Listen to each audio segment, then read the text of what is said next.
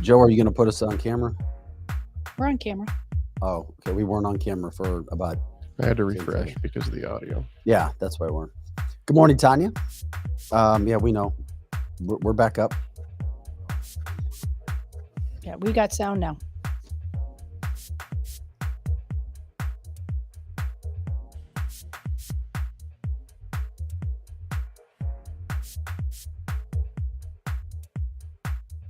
Hope everybody's doing well. There you go. Good morning, Ben. Good morning, one and all. House beat particularly thumping this. Yeah. That's what I thought. It was like boom, boom. Yeah, I think boom. it sounds great. Get your heart pumping on a Wednesday, on a wacky Wednesday. Mhm.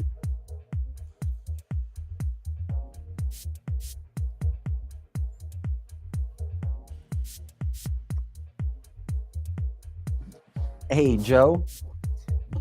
You know this TV that we have here, our big monitor? Could we ever have it on where it was turned kind of away from us, but we still see it and that light doesn't hit us? You know what I'm saying? Does that ever work too? It would have to be completely turned away from that TV, Okay. which would kind of defeat the purpose. Only people out here could see it. Because sometimes I guess. I'll play with it later. Okay. Just saying with all the updates coming up this morning. Getting ready to talk with, as I always say, arguably the best criminal defense attorney I've ever met. I've seen in the country, Scott Rosenblum, coming up here about 8 o'clock. Talk about the latest on the Trump trial, the jury getting instructions, that sort of thing today. Wait a second.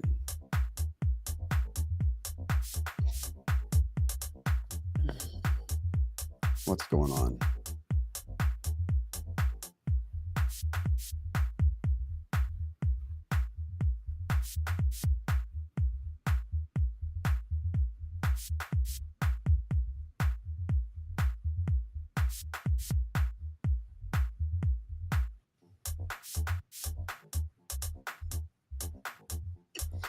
Hey guys, welcome in to the show before the show here. Getting ready to go. We always kick things off at about 8. What's going on with... Okay. My laptop is locked up. This is not good. Did you refresh? You can't. It's not allowing me to do okay. anything.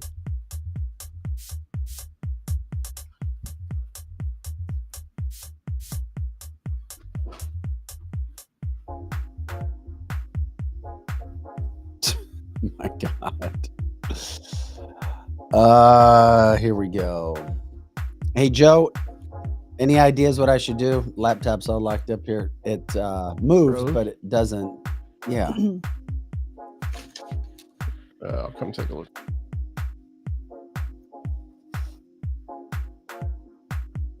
Kimberly said, wish Charlemagne the God would come on Cancel This. You know what? I'm sorry. He's not that educated. He was I on, listened. He was on last night. He was Did on. you see it? Yeah, he was on Gutfeld. And it's all right to have an opinion and back it with some oomph, some fact, well, I just think he's bad. I mean, that's right. Well, I wanted to hear. I wouldn't mind having him on the show either. He said he wanted to do away with the Constitution. I'm like, what? No, he didn't. I thought he'd be a little bit more exciting. I put on Gutfeld last night because I wanted to see him on there. He's terrible. He's terrible. I was kind of disappointed in him. It wasn't like Bill Maher. I thought that was kind of interesting. I thought Charlemagne, good looking guy, but I wouldn't mind having him on here too because I got to tell him a thing or two. Yeah. There's a few things I'd like to tell him. Like, first of all, you're not God. That's the first thing I'd tell him. And I don't know what you're the God of, Charlemagne. Yeah, no kidding.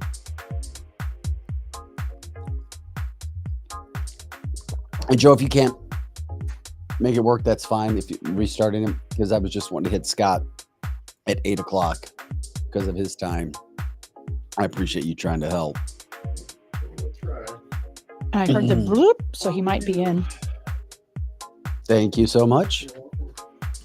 That's right, Kimberly. He's just a mouthpiece and he doesn't know facts.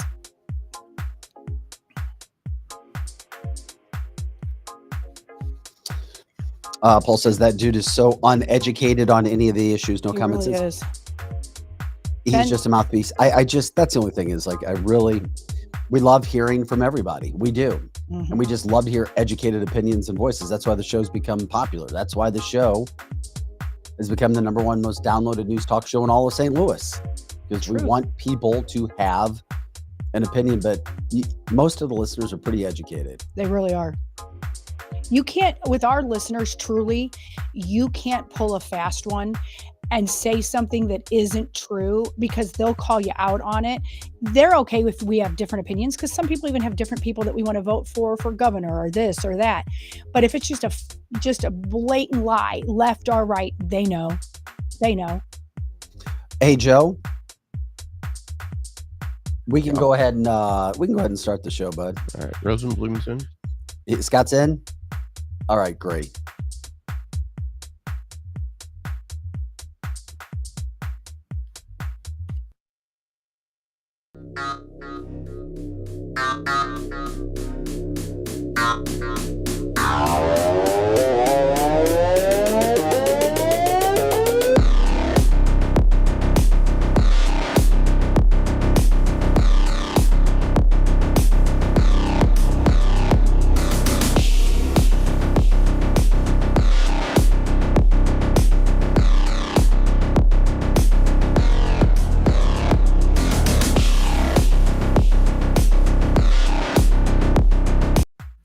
Hey guys, welcome to canceltheshow.com. Vic Faust, Lizzie Sparks, Pro Joe in the house as well. It is a Wednesday. Happy Hump Day, May 29th. Glad you're joining us as always, Monday through Friday, 8 to 10 a.m. Central and all the time on our website, canceltheshow.com. News, water talk, news headlines, politics, political interviews from all across the country, cancel culture stories, and of course, it comes to the free-for-all Fridays, the speculatory Fridays, the paranormal, and of course, the comedy that we have. Coming up, we got a lot going on, but we want to start, obviously, the big news, Robert De Niro. We'll get into him and Trump yesterday. You can't write these scripts. It's crazy over and over and over again. But we're very grateful. I know we're kicking it off very, very quickly to be joined by who I call arguably the best criminal defense attorney in America, the best one I've met, covered, been around, Scott Rosenblum. Scott, good morning, my friend. Thanks for taking some time to jump in with us today. Good morning. I like your new set. Thank you. Well, we're trying to figure it out. You know what? We're playing with some things, Scott. We'll see. We appreciate it. You're back. Thank you. Your backdrop looks great as always. Scott always is like, listen, you're getting me early. I do what I can for you. I try to have your back, but I'm going to be in workout clothes. And I would say, Scott, you look great. Yeah, when you look that good, you can be in workout Hell yeah, clothes. you can. That's what he does. That's right. I try. I'm turning 67 in July. Well, no, you're not. Way to set the standard. Just say no, you're not. He's got the substance and he's got the sizzle. Scott, we hadn't talked to you in a while. We appreciate you jumping on, especially when it comes to the circus that's going on in New York. Nobody knows a courtroom better than you do. You've been doing it for so long, super successful. I introduced you as the best criminal defense attorney I've ever seen, met, heard of in America. Okay. First of all, what do you make of what you have seen and heard so far with this trial and Judge Merchan and all the media hype as the jury gets ready to go behind closed doors? I've never seen anything like it, obviously. I mean, you described it as a circus, and it is. I mean, one of the things that I thought was sort of amusing from a criminal defense point of view is when Trump started complaining about the fact that the state or the government gets to say the last word. Well, in every trial from the beginning of time, it's always been in closing argument. The state goes and the defense gets the same amount of time, but the state can split it up. And when they split it up, they have to at least use a minute more in the second half than in the first half, whatever it is. So for instance, if it's an hour each side, then the state can go 29-31. The defense takes 60 minutes. The reason for that is quite simple. It's the burden of proof. So the state has the burden of proof to prove its case beyond a reasonable doubt. And, I guess Trump missed that particular instruction because that's one of the instructions that the jury will get. And it's also the reason that he didn't have to testify, because the jury will be instructed that if a defendant chooses not to testify, because of the burden of proof, they can't hold it against him or come away with any inference of guilt because he makes that choice. So yeah, I would love to try cases where I could go last, but that's just not that's just not the way the law has been written. Well, we wanted to get all kinds of information when it comes to the case. You talk about the circus from that standpoint. When it comes to Judge Merchan and all of the media attention that's come around, do you feel from the evidence that you have seen and the stories that you have heard that this is I mean, we hear from Jonathan Turley, we hear from Alan Dershowitz talking about how they've never seen a judge do what he's done and should have recused himself. I'm curious your standpoint. What do you think about that so far? You know, it's hard to say. I mean, I've never seen. Yeah, the judge has done some things that are certainly questionable. Not the least of which is he right after the Weinstein appeals ruling, where that case got reversed for putting in a type of evidence that they thought was an error, such as prior conduct. He allowed the prosecution to question Trump. Now they didn't because he didn't testify, but to question him on all these things that he's done in his past. The grab the pussy incident and the situation with the alleged rape. Well, it wasn't alleged. The federal judge said it occurred, and he had to take a civil judgment. But because of all that now they could argue on appeal that that's the reason he didn't testify. So he precluded him from testifying because of that. That's exactly what the Weinstein case said. So I'm surprised that Merchan went that direction. I think it was a risky move. Risky to the point where he may have jeopardized a verdict if they can get a verdict, and I doubt they're ever going to get a verdict. My prediction, for whatever it's worth, is it'll be a hung jury. I can't imagine 12 people will agree on this case, and I can't imagine during jury selection there wasn't at least one staunch Trump defender that sort of snuck his way onto the jury. Boy, you hit it big time. They're talking with criminal defense attorney Scott Rosenblum. Scott, I just figured this whole situation with this case brought up after 6 years. And then and we'll play some sound later, even the CNN analyst, all of these legal experts saying it's not a strong case. Can't believe it's still here. But then at the end of the day, as you just said, that's what I was going to add. That was the biggest point. Do you really think they could find him guilty? And then, of course, people are talking, jail time. And there's reports yesterday, Secret Service talking to maybe Rikers Island about Trump going to jail. Well, the degree of felony that he's being prosecuted for is a bail offense anyway. Now, it would be territory never walked before to have a sentencing judge sentence an individual that has literally been taunting him for a year, calling him everything you can think of. I mean, I couldn't imagine defending a case where my client was basically eviscerating everybody in the case. I mean, typically, in a normal circumstance, that wasn't going to end well for him.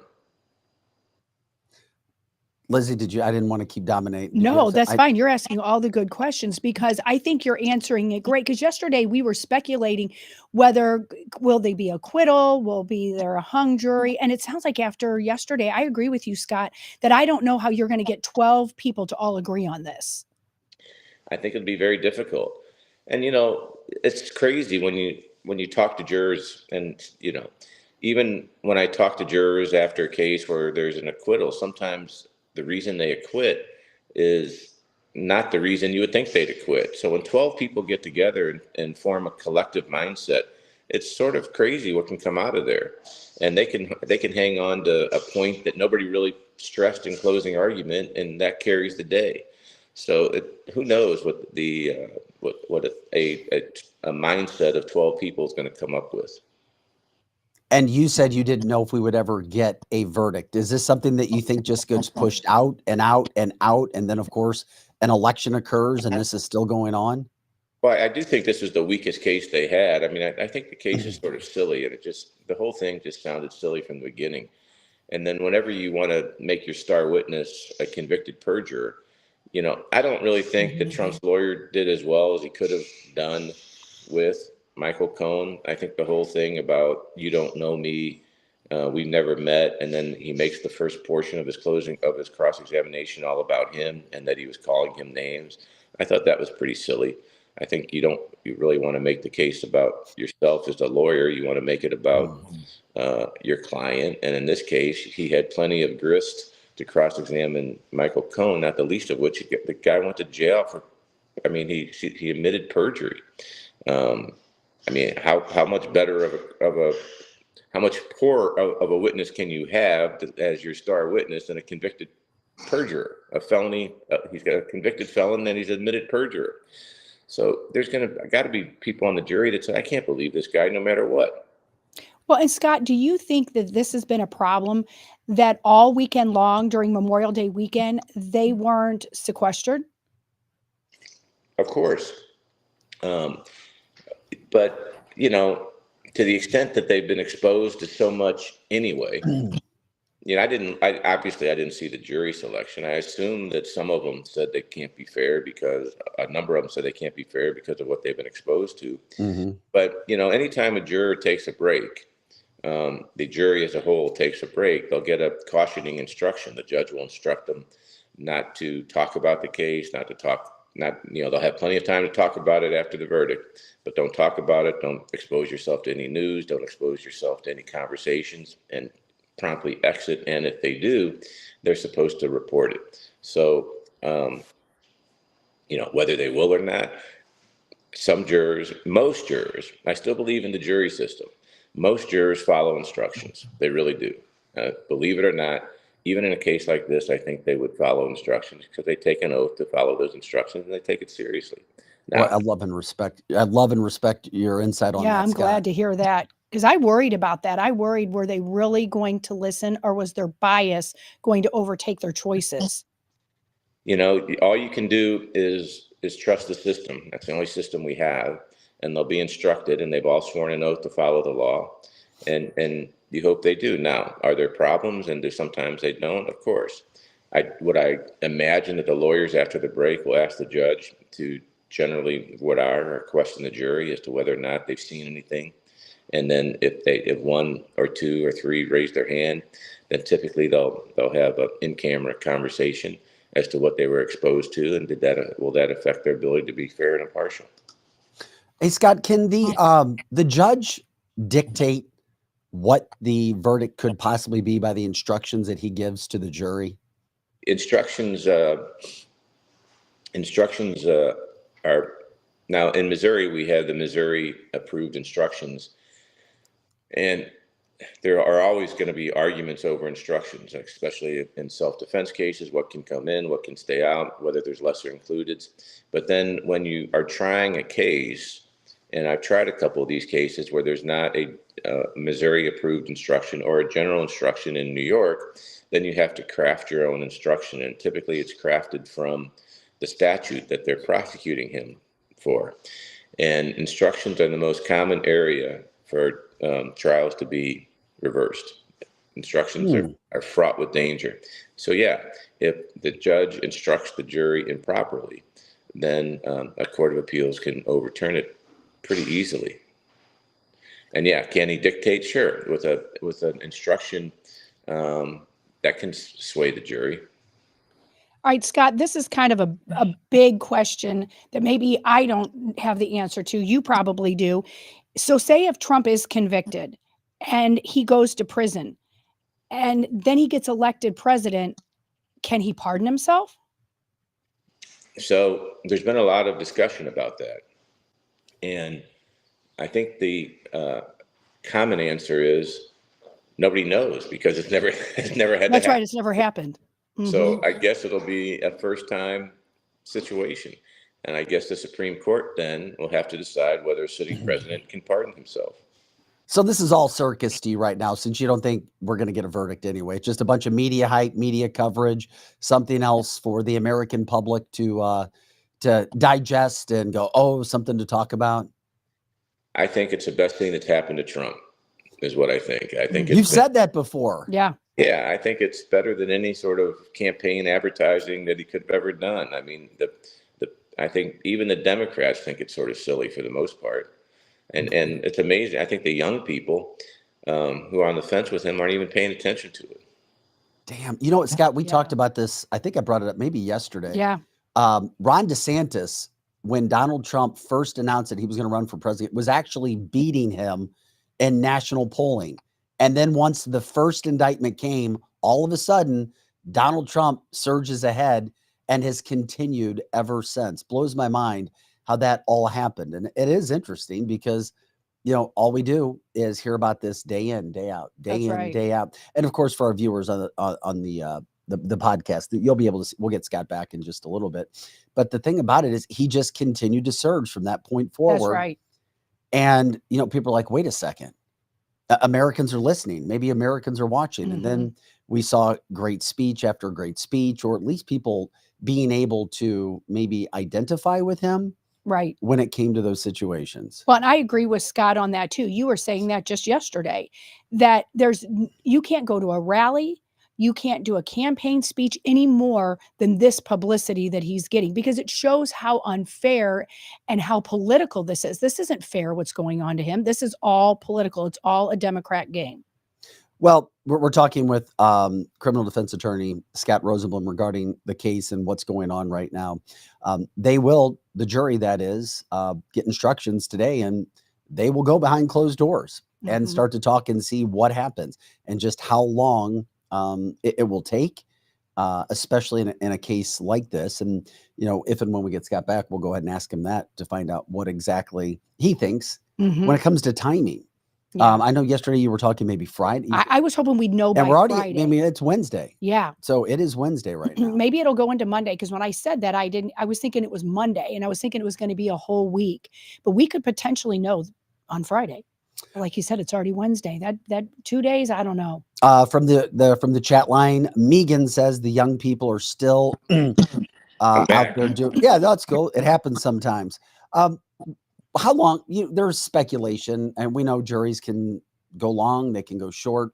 When you look at a case like this, and you've already given your opinion on what you think is going to happen, how long do you think it'll take to get an announcement, to get a verdict back? Oh, look, I've tried well over 400 jury trials, and I've been asked that question every time. And I think reading the tea leaves is sort of silly. I don't think anybody can predict it. So you would think the case has been about a month long. There was a lot of evidence. I can't imagine it'll be a quick decision. And if it's a hung jury, then it's going to be up to the judge to determine how long he'll let the jury go. So in almost all jurisdictions, they have what's called the hammer instruction. So some are softer hammers, some are harder hammers. Basically, if the jury announces that it's deadlocked, they'll read an instruction that it serves all parties not to have an ultimate decision, and they'll send them back to deliberate. And then if they can't reach a verdict after they're instructed, what's called a hammer instruction, then it will be up to the judge to declare a mistrial. Boy, it's so complicated.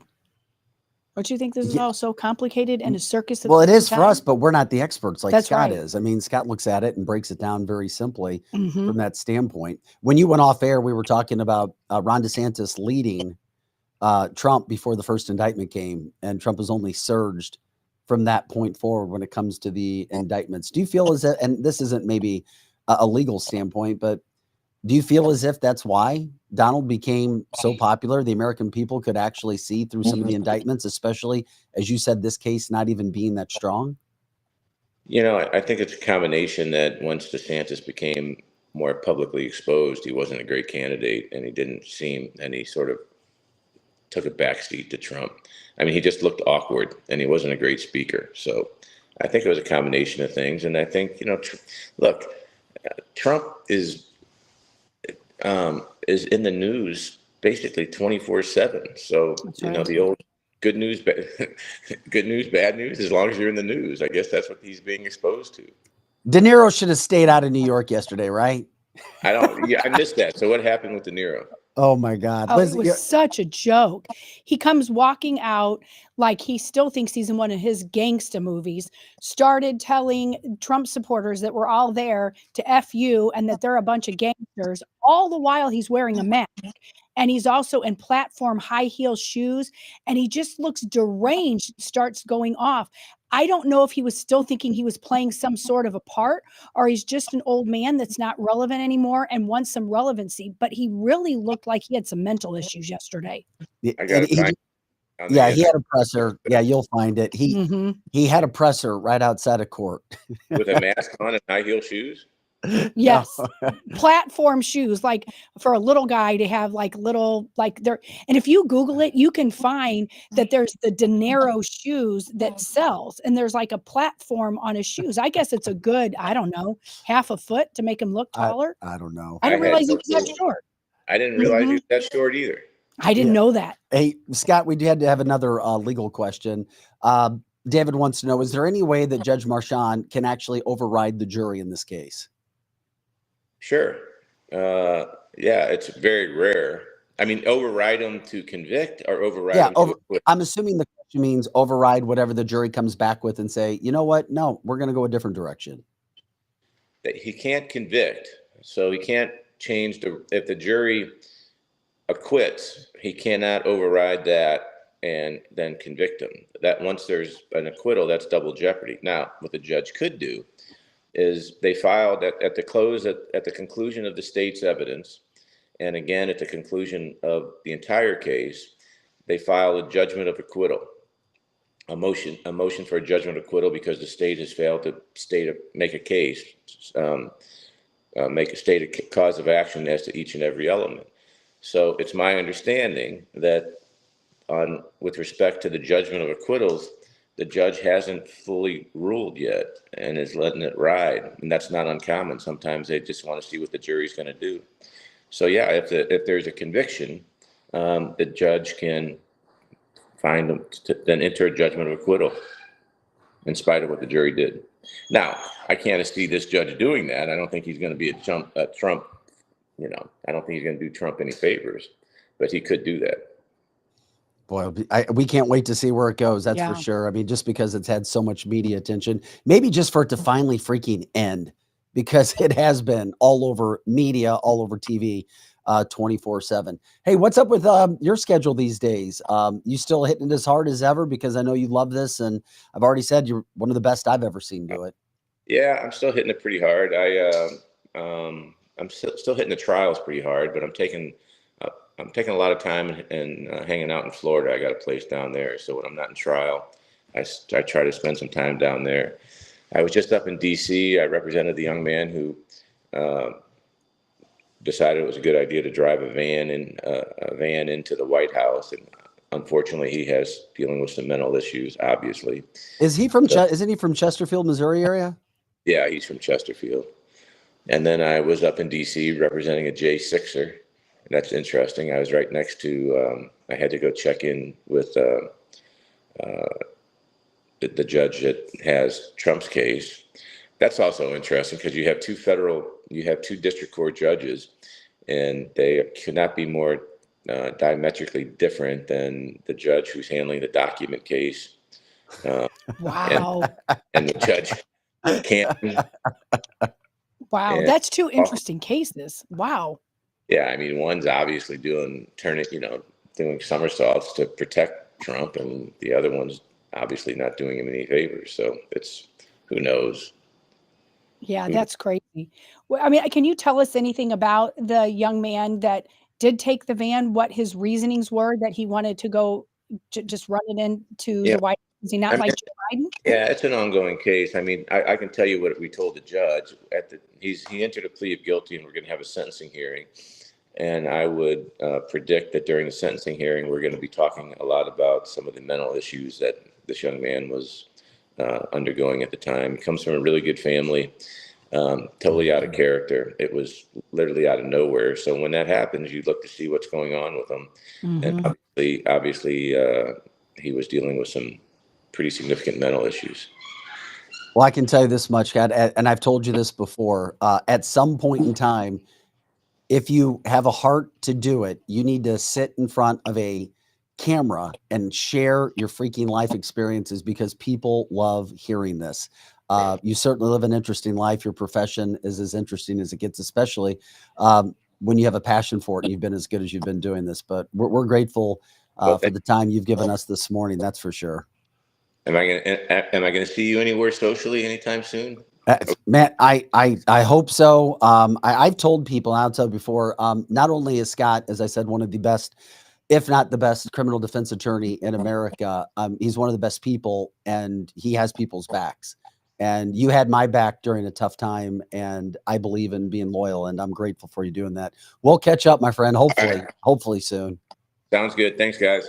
Thanks, Scott. Bye-bye. Appreciate Bye, it. Scott Scott. Rosenblum, he just kicks ass. He kicks ass Yeah. in the court. Nobody is better than him. I had a chance. He invited me in to watch him I bet perform. that was so interesting. Yeah, so I went and watched him. This is I don't know, going about 6 years, Mhm. 6 years or so, maybe 6 years.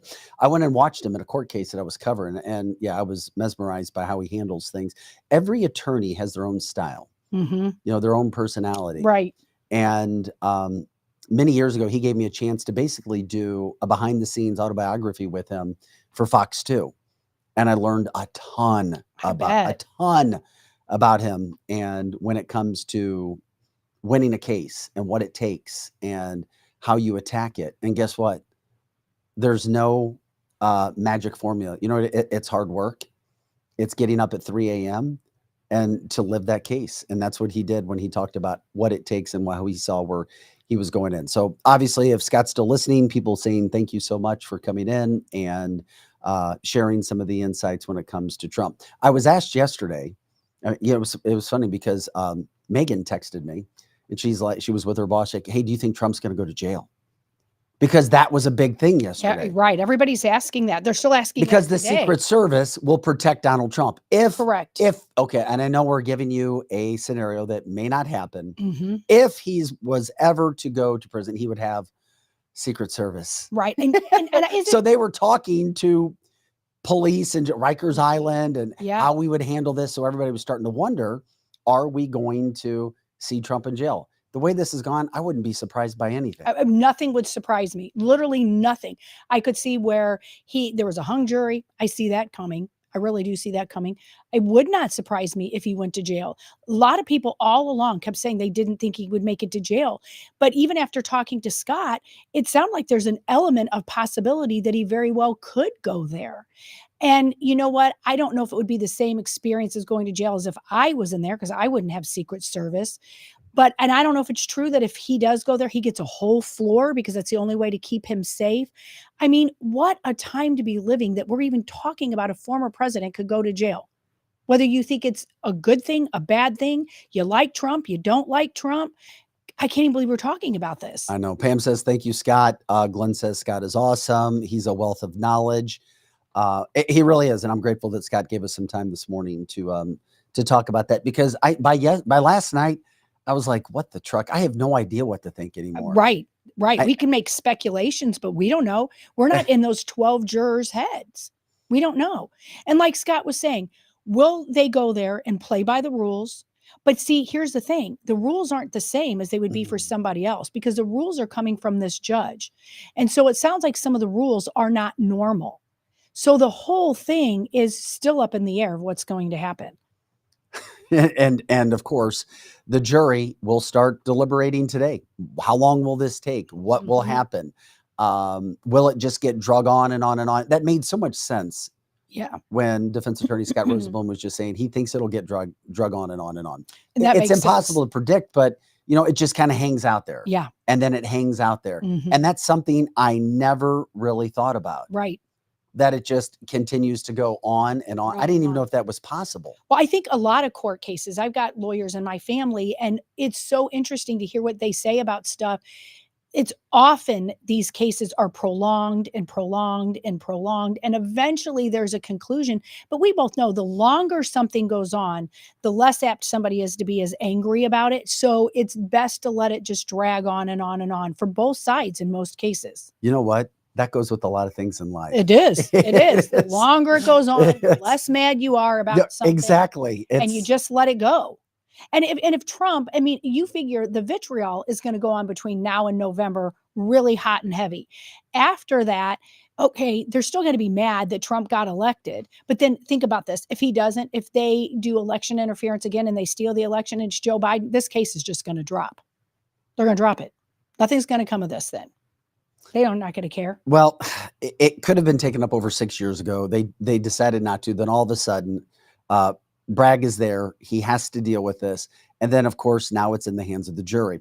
It is interesting, though, because even the CNN anchors that we have been showing, the legal reporters, they were even weighing in on this yesterday, where they're like, listen to this. I mean, they're like, they didn't do a good job.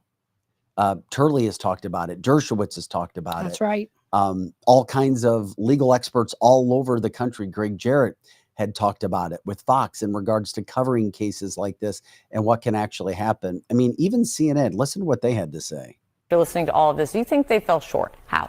They fell way short, because let's start with reasonable doubt. What is reasonable doubt? And it's not simply a doubt based upon reason. Anytime a human being needs to make an important decision in life, if you have enough information, for example, doctor says you need open heart surgery. Doc, go ahead and schedule. I don't have a reasonable doubt. Conversely, if I say, I appreciate it, but I need a second opinion, I need more information, that is having a reasonable doubt. There is reasonable doubt all over this case. Where is Keith Schiller? Where is Alan Weisselberg? How did Michael Cohen get away with stealing $30,000? Hold a pity party for him. Made $4 million on this. Thought he'd be chief of staff. He's a fixer. If the plumber comes to my house to fix my leak, I could be home. That doesn't mean I know how he's doing it and what it's taking to be fixed. Stormy Daniels, let's hold a pity party for her. Why do we need to know whether or not the former president wore a condom or not? It's simply about, did the former president know that books, his records, false entries for legal fees? Michael Cohen was his lawyer. Did he intend to cover up the election or to protect his family? It's everywhere. When Randy gets to whisper tones. All right, that's CNN's legal analyst talking about where they are. At least they're being honest. Yeah. I mean, just be honest. I mean, Scott was just talking about it as well. Yeah. Chris says if they do continue to drag this case out, it will only help Trump in the election. And I disagree. If Trump does not get back into office, they'll be more inclined to convict him to prove the point that you don't go against the deep state. I think I disagree with you on that, Chris, in a mature, respectful way. It goes away because the only reason this case was brought up after 6 years was because he was running for president. Correct. And just the fact that he doesn't get elected proves that point to them. And they won't have as much anger towards, right now, they're losing their shit because they know they're losing in big, big ways. Because whatever the polls are, Trump's winning more than the polls are saying. So they know they're about ready to lose, and they're throwing everything but the kitchen sink. Maybe they are going to throw the kitchen sink at him if he goes to jail. So honestly, if he does not become the president, I really do think it's all going to go away. It is. I agree too, and it will end. But once again, but who knows? Chris could be right. There's so many things I thought was going to happen that didn't happen. Yeah, but there's one thing that Republicans, Libertarians, Democrats can all agree on at this point in time. It's that the indictments certainly gave a headwind to Donald Trump. Correct. That it even made That's people who wondered about Donald Trump more reason to go, you know what? Why are they going after him? Look at everything that's allegedly there's no evidence in many of these cases. And I don't know how deep people jump into it, but we do into the cases and we try to bring across the best information we possibly can. But at the end of the day, it has only helped Donald Trump. And it has shown a side of him that made people feel more like him. That's right. And that is an issue for Democrats that they did not want to deal with. So at the same point in time, by the way, this is canceltheshow.com, Vic Faust, Lizzie Sparks, Projo in the house as well. Then you have Robert De Niro coming out. Now, somebody staged that. We don't know. Donald Trump talks about the deep state. Why the hell would they run that old wacky dude out there to do a presser with two former J6 officers / cops to stand behind him and talk about how bad Donald Trump is in front of Trump supporters, knowing that there would be a feud, knowing that there would be an issue. Right. The whole scene was chaotic. What are we not supposed to be paying attention to right now with all of this going on? Hunter Biden and other stuff like that. Why would they throw him out there? Here's one of the sound bites, the presser, literally a presser for Robert De Niro, who, by the way, just had a baby. What? Robert Yes. De Niro just had a baby? Yes, he's got a new God baby. love and that poor child. maybe that's why he wanted to get the hell out of the house. Maybe he had postpartum. No, he wanted to get the hell out of the house. Yeah, I guess so. He had post. He wanted to get the hell out. He's like, dude, I'm too freaking old for this shit. He really is. Well, he's too old. He looks like a fruit bat. Change diapers, Mhm. go be on air. What does an actor need, as I told you? He needs an audience. An actor needs an audience. That's right. When an actor doesn't need an audience, is in the downside of the career, what do? If you're not comfortable with yourself, you have to go out and do things. And sometimes you're going to put yourself in uncomfortable situations. Mhm. Robert De Niro yesterday. I mean, I just, Robert. Here's Robert Good talking old about Robert. Donald. Are the true heroes. They stood and put their lives on the line for these low lives, for Trump. They lied under oath. They lied under oath. Right. Who lied under oath? What are you telling me? Those two traitors behind you. Excuse me? Those two traitors behind you. They lied under oath? That's right. What are you saying? He said they lied under oath, dumbass. They're traitors. You gotta, I don't know, I don't even know how to deal with you, my friend. Yeah, He doesn't know what to I say. don't even know how to deal with you. Yeah. They stood there, they didn't have to. And there were other ones in there who probably were in with them a little bit too, and they found a way to get around. Not these guys. They stood there and fought for us, for you. For you. Well, they weren't fighting for me. No, they fought for you, buddy. You're able to stand right here now. Are the true heroes. Okay. I love the horn going off behind him. That was great. That was great. He fought for you. Anybody that went to J6, they do not think those officers fought for them. But I thought it was great because De Niro didn't know what to say. He didn't. he Whoever had- I don't know who the guy was speaking, but well timed. Yeah. You're entitled to your opinion. Mhm. And if De Niro is going to go out there and say, "Look at me, listen to me, I want attention," then that's what you're going to draw. That's right. If you're looking for attention, if you're looking for controversy, guess what? In life, you're Mhm. probably going to find it. If you're looking to help people or somebody to help, you'll probably find somebody you can help. If you're looking for drama, if you're looking for controversy, Mhm. you'll find it. He was looking for drama, controversy, and oh boy, did Robert De Niro get it yesterday. He was loving it, probably. I mean, but at times he became unhinged because he didn't have a response, just like that video you played, Joe. It was interesting because he didn't know it wasn't scripted. He's an actor. Things are scripted, and that wasn't part of the script. He didn't think one of those reporters or somebody in the audience was actually going to say that. And it was great. The whole time a horn is honking and people in the background are saying FJB. It was great. was great. You know what? I wish yesterday would not have happened. I do. I mean, it gives us fodder to talk about right now and to show you as we do on Cancel This. By the way, we're here Monday through Friday, 8 to 10 a.m. Central and all the time on our website, canceltheshow.com. But check out, De Niro went a step further. Yeah, he did. He also wanted to engage. He was looking for a fight. Yeah, he was. He was looking for controversy. He was looking for drama. Check out some of the videos yesterday from De Niro. Robert De Niro, why, man? Why would you go do this? And engage, Mm-hmm. looking for a fight and engage. Here's some of what we saw from him yesterday. Fuck you! Fuck you! You touch kids! You touch kids! You loser! Fuck you! Suck my dick! Your mother should have swallowed! Watch your back. We're trying to be gentlemen in this world. The Democrats. You are gangsters. Excuse me. You are gangsters. You're washed up. Fuck you. You're a softie! You're a nobody! Your movie sucks! You're trash! Your movie's You're tough. trash! You're done! You're done after this, my guy! Robert De Niro puts Donald Trump in the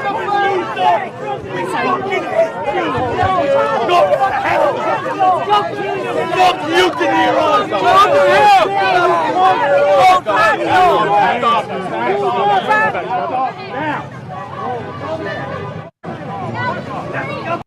I think the hats triggered him because he told Trump to put his face clowns and get your hats off. I just, man. Okay, so he. You're a traitor to Italian and Jews. You're a traitor to Italian Jews. You fucking cunt. Cunt. You are a cunt. Bobby De Niro, you're a fucking cunt. Fuck you, you fucking piece of shit. He's a mook. M-O-O-K. Robert De Niro's a fucking mook. Okay, so that was when he left. I wish, and here's the thing: people are going to go out and yell and protest and scream and cuss. You know what? I'm not saying that they're right either, but if you go out and stir the pot, what do you think you're going to get? Mob mentality, and it doesn't matter whether you're Republican, Democrat, whatever. If you go out and stir the pot, you're going to find it. Right, because You're there's gonna stir always up going to shit. be somebody. But that's what he wanted. He wanted to stir up. Yes, shit. he This is did. so irrelevant. And I don't know who put him up to this. They're saying what I heard on Fox yesterday, that the Biden administration are the ones that actually put him up to Well, this. somebody coordinated it. He Of just course. didn't show up all of a sudden. Correct. Come on, let's use But our he brains hates here. Trump. So anytime he can get in front of a camera and show his derangedness, he's going to do it. From the chat line, Bobby thought he was going to be treated like a tough guy king in New York, and he FAFO'd real quick. And that's why he has killed his career. Well, and he walked up with a mask. Like, Yeah, we have video of that too. we do. And I just thought that was so interesting. Why? Why are you walking up of a mask other than to show that you're a leftist lunatic? You're not a bad guy. Look at the picture. That is that a him. picture or is that video? Well, we have picture and video, but here it is. He's the only guy wearing a mask. The only one. Okay. I mean, and that's video. And in the background Outside of on a this, bright summer day in Yes. New York City. he's got a mask on. Oh my God. Yes, It's and all a big game. That's it what Paul is. says. It's all a big game. It is. And then you hear people in the background saying to him too, take your mask off, take your mask off. But that just shows you he's just an actor. Yeah, it's visual. It's the virtual signaling. Yes. And yes. people, it's just, so he's looking for a fight. He is. And he was. I mean. And he's up there screaming and yelling later. So this is exactly to your point, Vic, virtue signaling. Why? I don't get it. But he's got a mask on. And then he walks up there and he's ridiculous. I mean, he just goes on and on and on. And the whole time, this wasn't lost on me. He's spitting. He's so mad. He's going, you gangsters. And he's spitting, yet he wore a mask. So come on. Somebody told us to look at his lift shoes. Right. Right. Is he wearing lift shoes there? I can't tell. Not in this one. Not in this one. I don't see him in lift shoes. Well, on then, this one. but then see, that's what, okay. Well, then he didn't change his shoes while he was there yesterday. Who said he had lift shoes on or something yesterday? Well, there's pictures. There's pictures. Not from yesterday. I don't know when they're. He wouldn't have changed his shoes while he's there. I don't think so. But if you Google it in De Niro's shoes, there are lift shoes. You mean when he's been other places? Yes. Well, yes. That there's pictures seen that he walks in those shoes. I'm calling BS. Well, maybe it is BS. I don't know. I wasn't with him. I don't know. I'm calling BS on that. But isn't that funny? I don't know how anybody can even walk in shoes like that. I couldn't walk in shoes. I'm just glad he wasn't wearing them yesterday because he made a fool of himself enough without wearing shoes like he that. sure did, didn't he? The mask told me everything about him. You're walking in there in a mask because are you a tough guy because you have a mask on? Are you like a badass? Oh my God! Because no. I mean, what's a reason? I really would like to ask him. But what's your reason behind that? Why but would that you do wasn't that? it. I just read. Let's see you, Joe. If you have if we keep the picture up, I get it. Okay. I looked this up, and apparently this was for a movie. He was wanting to look taller in the movie against. He was standing next to Al Pacino. All right, good. Okay, well that makes sense. Yeah, I just want. Hey, we're fair here. We're fair. We always try to be fair. I wanted to research. However, it's funny. Thank you, Pro Joe. I appreciate you doing that. Yeah, that pic was from a movie set. When it comes to De Niro, though, but that wasn't it. He continued to argue. I think we have another clip of him fighting with people yesterday, maybe walking and yelling. He just could not. He can't help himself. But I think it was also, Lizzie, maybe, and we'll show it here. I think this was different. Maybe it's not. We'll listen to hear it. I think it's a different version of the same clip. It's a different person. Yeah. Let's go. Let's go.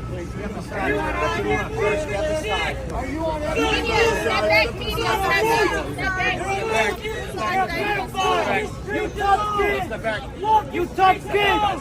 You loser! You loser! We are gonna fight back. We're trying to do it in the book. Watch out, man. Watch out. We're trying to be gentlemen in this world. You are gangsters. You are gangsters. Step aside, guys. Make a hole. You are gangsters. punk! You're a softy! You're a nobody! I think it's funny that somebody who has made their living off of gangsters is Uh-huh. calling people gangsters. Yeah. You fucking traitor! You fucking loser! You fucking... I don't think this was across mainstream media, was it? This is on Real America's Voice. Yeah. Let's So- go! Hey, De Niro's gonna go to jail. That's why he's so worried. When Trump goes to office, he's done. He's finished. His career's already done, and it's gonna be even more done. We're outside. De Niro's a loser. He's a mook. He's a sucker, and that's why he's running away like a punk. And you know why they're saying that, right? He's on the Epstein list. I was going to say it. He's supposedly one of the biggest pedophiles. And I'm saying supposedly. There are lots of Allegedly. rumors. Traitor. He is a multiple traitor to the visitor Americans, to the Epstein Italians, Island. Yes. That's and just his a fact. Jews. That A is a fact. Look it up. Google multiple, it. many Bobby time De Niro's visitor the biggest to piece of shit in the Epstein city. Island. He So wants in to other punch words, what you're Donald Trump in saying, the because face. he has a I vested challenge interest in Robert Trump De Niro going to punch you in the jail, face and if Trump anywhere, would any expose this, and fucking I don't even know, 100%. and I don't even know if Trump is going to go Back after up. but if he does, that's reason for De Niro to be scared. It is interesting because all of a sudden a bunch of pictures started being posted of Robert De Niro and Diddy Yeah, that's right. and That's right. at Epstein Island. And it Mhm. was like, oh my God, here it is. Once Here again, it is. sometimes it's better to just keep your mouth quiet and That's let right. people wonder about you than to open your mouth and prove whatever it is they were thinking about you in the first That's place. right. That's exactly right. And a lot of people didn't like De Niro. Even people on our chat line were saying he's a jerk, but I did like his acting. Now seeing things like this, people are really going to think differently about him. And people who didn't even know that he was a frequent flyer to Epstein's Oh my Island God, a frequent flyer. now knows. Yeah, he was a frequent flyer there. So Jay says they knew what they were doing. They were using the responses as their proof of how crazy Trump supporters are. I agree. mhm, I agree. They send them out there to rile up the crowd, to fight, to argue, to show that Trump people are crazy. mhm. That's Well, what they were doing. Well, and Mook, it skips saying Mook is an Italian American short form of Malouk, a person of little social standing, not worthy of respect, and an incompetent person. Okay. Yeah. In We case get it. anybody wanted to know what that was. There is a reason why. I mean, there are other actors and people in Hollywood and A-listers who can't stand Donald Trump, Mhm. but they're not going to this length, which made me think, okay, there's a reason he's doing this. As you were just saying, Mhm. he is scared to death. He that is scared to Donald Trump. death. He is scared to death of Yes. what Trump would do. Mhm. We have not heard of anything in their past that would make them hate each other, but there is a reason. And I think he knows that Trump knows, because we know that Trump knows the quote unquote bodies are knows. buried That's right. and a lot of the issues and things that have happened because they ran in same circles with people who know each other. That's right. It makes me wonder what is going on. And of course, all of this in the backdrop of this trial, regardless of how you think. Mhm. I wanted to show Laura Trump because we hear from his sons talk a lot. I want to hear from Laura Trump, who's now involved with the RNC. And by all intents and purposes, for what we see right now, they are trying to make headway in regards to making people feel more comfortable about elections. But I'm glad she spoke yesterday, and I wanted to give you an idea of Laura Trump and what she had to say being there, because the family was there for Donald Trump yesterday as well. Well, I don't know what else to say that hasn't been said, but I think it's pretty obvious after all of the evidence has been presented now. We can very clearly see, if you didn't already know, that this was never a case about seeking justice. This was never a case about prosecuting an actual crime. This was never a case about protecting the citizens of the city of New York. This is a case about politics, pure and simple. And it is such a shame, as someone who used to live in this city, to see the top law enforcement officer in the city of New York, Alvin Bragg, sitting up in that courtroom, knowing all the resources he pulled together, all the time, all the taxpayer money in this city that was spent to go into this case when, as Eric just noted, you have crime sky high, people being pushed in front of subways, women getting punched in the face in broad daylight in this city, anti-Semitism spewing out of our universities right here in New York City. They're not caring about any of those crimes. They're not pursuing any of those crimes. They care about this, which we know is not a crime. They have not proven anything to be a crime whatsoever. And they will not. Because at the end of this, we all know what it is about. And to the jury, when they realize these people who have wasted 5 weeks of their time in there, that they have been part of a political game, as New Yorkers, I'm pretty sure they're going to be upset about it. This is not the United States of America if this is successful. This is Banana Republic type stuff. And if they can profit off it on the other side, so can we. DonaldJTrump.com. If you want to contribute to help Donald Trump become the 47th president of the United States, they cannot succeed. They will not succeed. We will continue to fight alongside my father-in-law, our 45th and I believe 47th president, for what we know is true and right. Thank you. I love her. I love her so much. And not just what she says, but she strikes me as somebody who is going to be very, very good with the RNC. Yes. She is a wife. She is a mom. She is super successful in business. And damn it, she is good with the RNC. Really is. And she gives a good account when she speaks publicly. She's super intelligent. She can put thoughts together and explain without going over the top with too much emotion, but also explaining, in her opinion, what is going wrong with her father-in-law. So awesome, very smart move. And I hate to say this, the Trump boys are Trump boys, and whatever they say, they'll get ripped in this, but it's very difficult to rip Laura Trump when she speaks like that with a backing like she has. And she's new. She's a newer face speaking. So I thought it was a really good idea to have her speak yesterday. And she's the daughter-in-law. I think that holds a lot of weight, that it's not your own kid. Exactly. It's your daughter-in-law, and she respects her father-in-law so much. I love that she does. Paul says, I sure hope so, Vic, because the RNC has been useless for the last 4 election cycles. Times have changed. Yeah. No, it was Ron McDaniel. What, related to Mitt Romney? Are you kidding me? Yeah. Come on, we saw what was going on. The RNC has changed. I don't know what's going to happen in the election. All I know is every day more and more evidence is now being turned over for what's happened in Detroit, Michigan, what happened in Fulton County in Georgia. Literally, the scorecards are there. This isn't just, hey, we heard this. No, there's evidence. They're now putting it out because it's 4 years later. So I don't know what's going to happen, but I do know I think it's going to change. There'll be a whole lot more video camera action. There'll be more people around when it comes to the elections. I just think that her, and I can't think of her partner at the RNC right now. Forgive me. I should know. It is amazing, the turn. So can't predict anything, but I'm telling you, the RNC has changed. And I'm just a big fan of Laura Trump. Very, very, very big fan. And she's nice to look at. Yeah, she's easy on the eyes for sure. That's a fact. Yes. And have you noticed that? It seems like so many of the conservative women I don't know if they're prettier, but they're definitely more put together, and they speak with intelligence, as opposed to a lot of people on the left just screaming and yelling and wearing funky, weird clothes, or the lack of clothes. I don't know. They just seem angry too. Maybe that's the difference. The conservative women seem smart and happy, and the Democrat women, or I should say the left women, just screaming and yelling. Well, there are some very unhappy. Not all women, but okay, name me a liberal lefty that seems happy. That's a woman.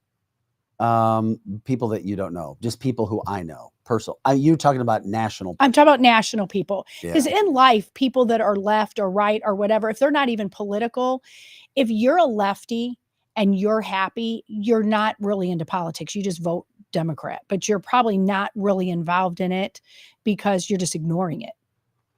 Yeah, I don't know. Here's the thing. Trump did respond yesterday when it came to everything that was going on in New York. He came out on Truth Social, and here's his comment, which Donald Trump put out there. And he said, quote, I never knew how small, both mentally and physically, wacko former actor Robert De Niro was. Today, De Niro, who suffers from an incurable case of, all caps here, Trump derangement syndrome, commonly known in the medical community as TDS, was met outside the courthouse with a force far greater than the radical left. MAGA. Robert, whose movies, artistry, and brand have gone way down in value since he entered the political arena at the request of crooked Joe Biden looked so pathetic and sad out there.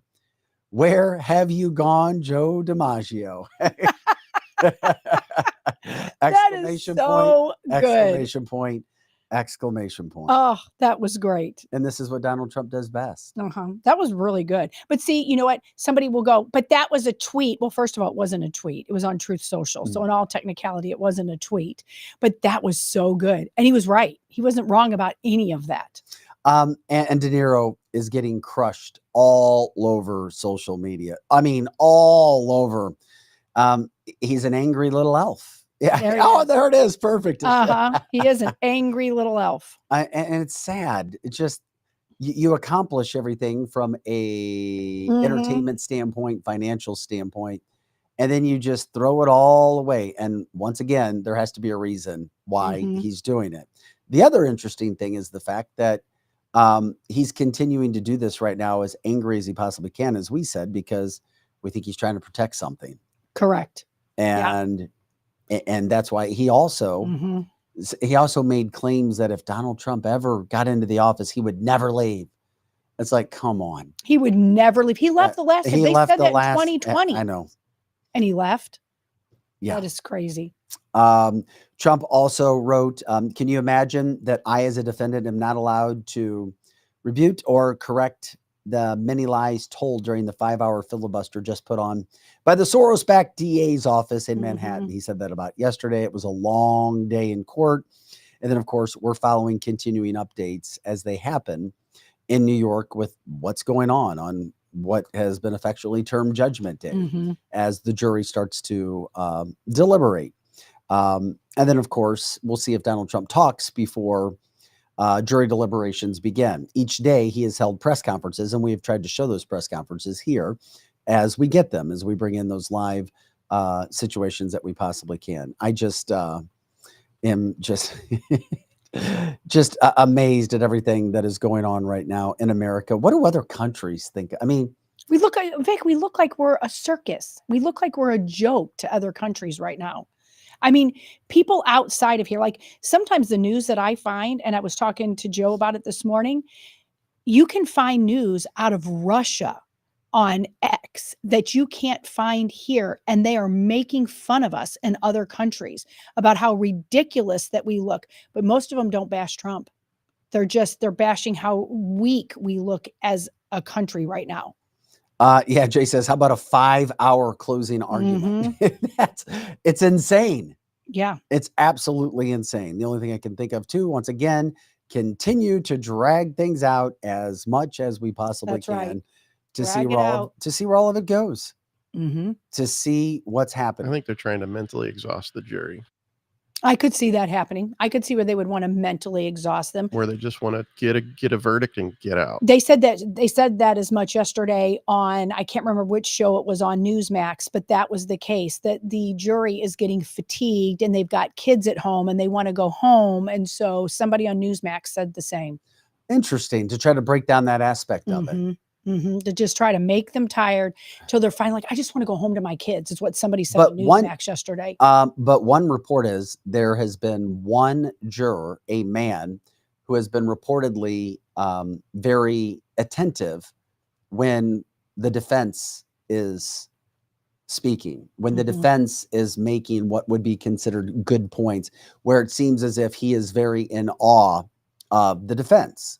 When you look at nonverbal cues, meaning that he seems attentive, very positive, much more to when it comes to the defense than it comes to the prosecution. Yeah. Once again, it's all speculation at the end of the day, as Scott was telling us, Scott Rosenblum, who joined us this morning. But at the same point in time,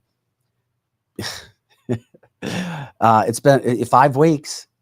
Here you go. And now we're going to start it all over when it comes behind closed doors. And then you get to see what actually happens, or we'll see not what's happening, but by the length of what happens. And then, of course, what national media is going to do once this happens. Then, of course, as we brought up yesterday, and what could happen once a verdict is in, is word is that Joe Biden will be making an announcement to America about how we need to respect the decision, whatever it is, and move forward as a country. Really? I don't know where to take that. I have no idea. I mean, what we're even just saying, how do we take any of this? It's like we're speculating.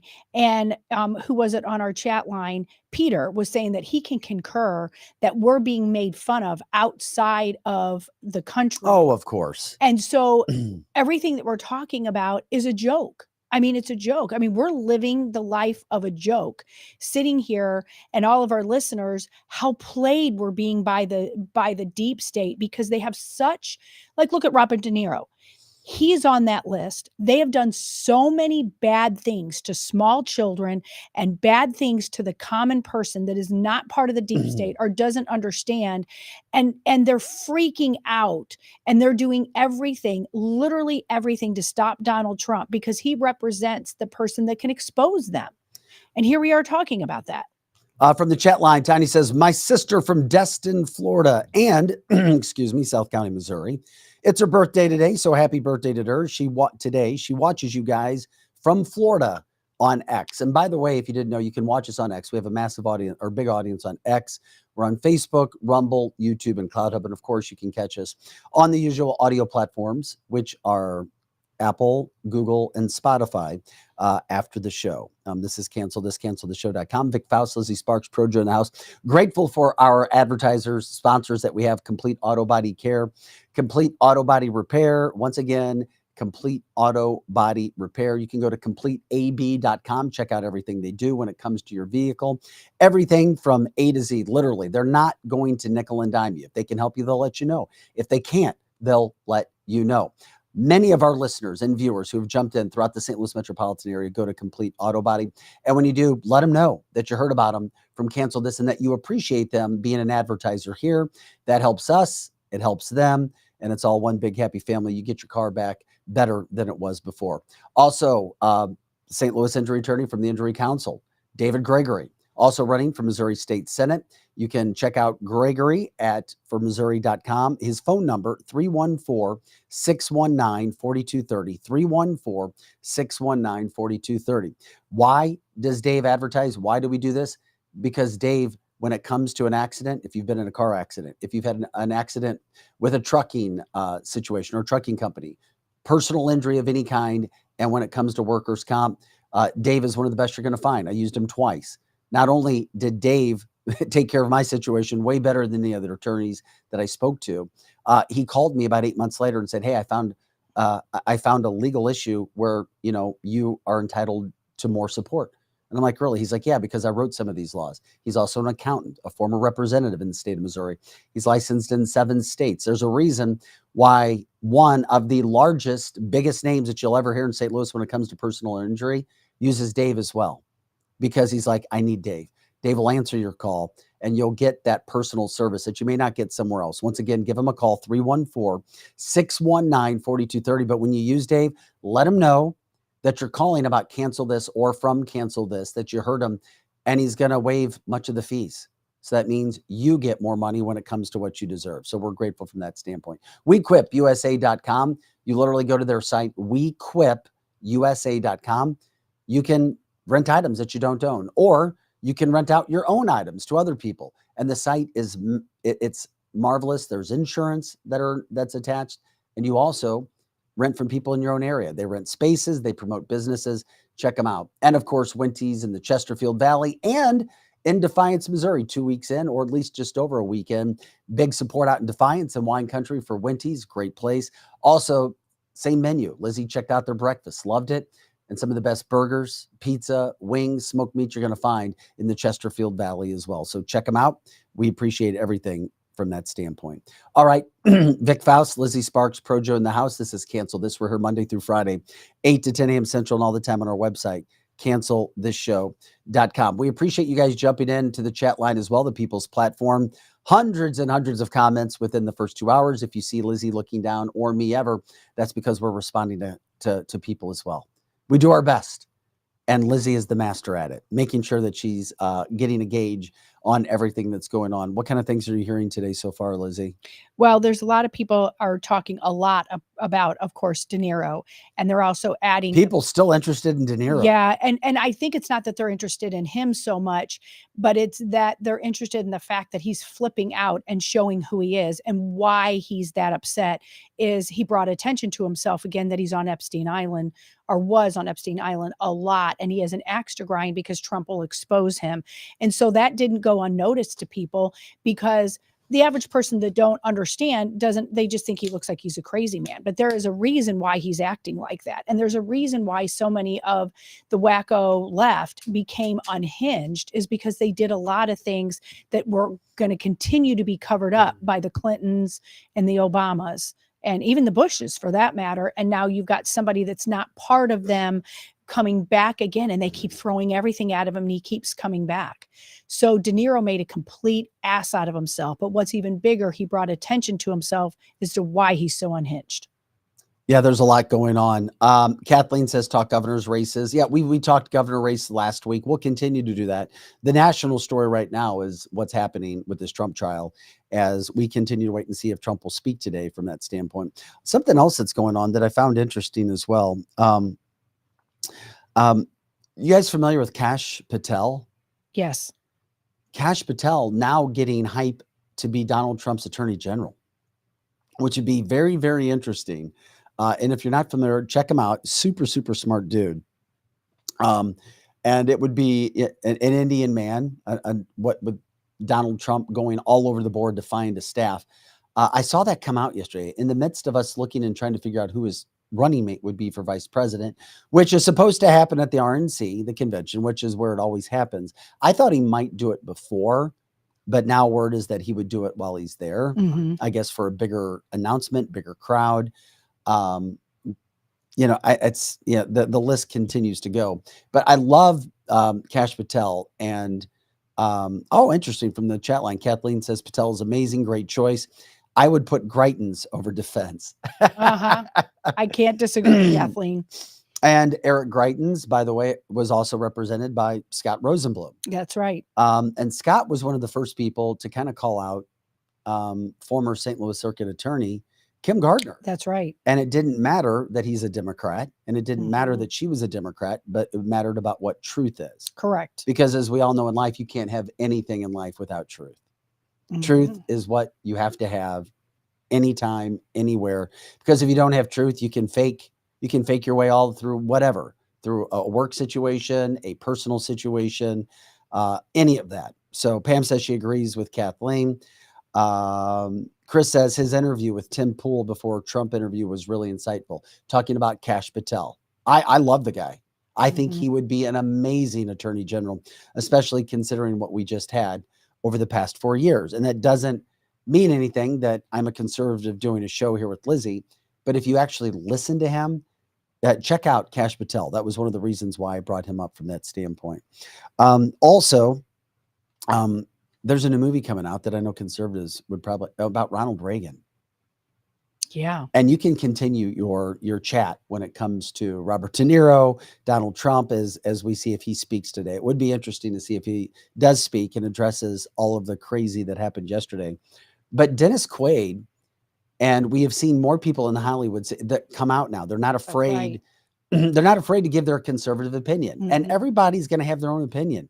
But for far too long, you've had conservatives in Hollywood that were afraid to say anything. Yeah. But more and more people are coming forward now. I thought this was a pretty good interview with Dennis Quaid, who plays Ronald Reagan and is getting big time reviews, by the way, for playing Ronald Reagan, talking about politics and playing Ronald Reagan. Do you see any similarities between 1980 and today? I think the slogan is still, are you better off than you were 4 years ago? Well done. It's perfect, in fact. And I really admire Trump for going into the neighborhoods. And, people relate with that. Yeah, they do. I Don't they? love Dennis Quaid. Don't they? I just love Dennis Quaid. I loved him in Parent Trap. We've watched that show over and over and over. And to see that he's speaking up, as little as that clip was, you can find other little clips of him talking too. He literally does say things like, we're not better off than we were 4 years ago. So I'm glad that some of the Hollyweirds are speaking up the truth, that they're not better off either. They might have a lot of money to be insulated, but they're still not better off. I loved him in The Rookie. Oh yeah. That movie, like that movie can bring me to tears every time when he finally makes the big league baseball. True story. But yeah, Dennis Quaid, he's played a lot of parts, but unlike Robert De Niro, he doesn't show himself to be unhinged. Correct. Or to look like an unhinged lunatic. Well, I think he's come on to the other side because his brother, or was it his brother or his cousin, has been a Trump supporter from the beginning, and Dennis just kind of stayed quiet. And I think he was actually a Democrat, but he switched over because he isn't better off than he was before. But like you said, even if he was a Democrat, okay, you do you, but you don't become unhinged about it. Because anybody that's unhinged like that, anybody that becomes unhinged, there's another story underneath the unhinged. Did I say that he said he was going to vote for Donald Trump? I don't know if he's. No, he is. Yeah, he said it publicly. Okay. He said it publicly that he's like, yep. He's like, I think I'm going to be voting for Donald Trump. Yeah. I don't know how well, and that statement that he said to probably a smart thing to say when you're promoting the Reagan movie. That's right. Probably a smart thing. If for no other reason. That's right. You don't want to say, yeah, I'm voting for Biden. Yeah. Go watch my Ronald Reagan movie. Mm-hmm. Yeah. But Logan says he's always been fairly vocal as well. He has been very vocal, but he's not always been a Trump supporter unless there's something I'm missing.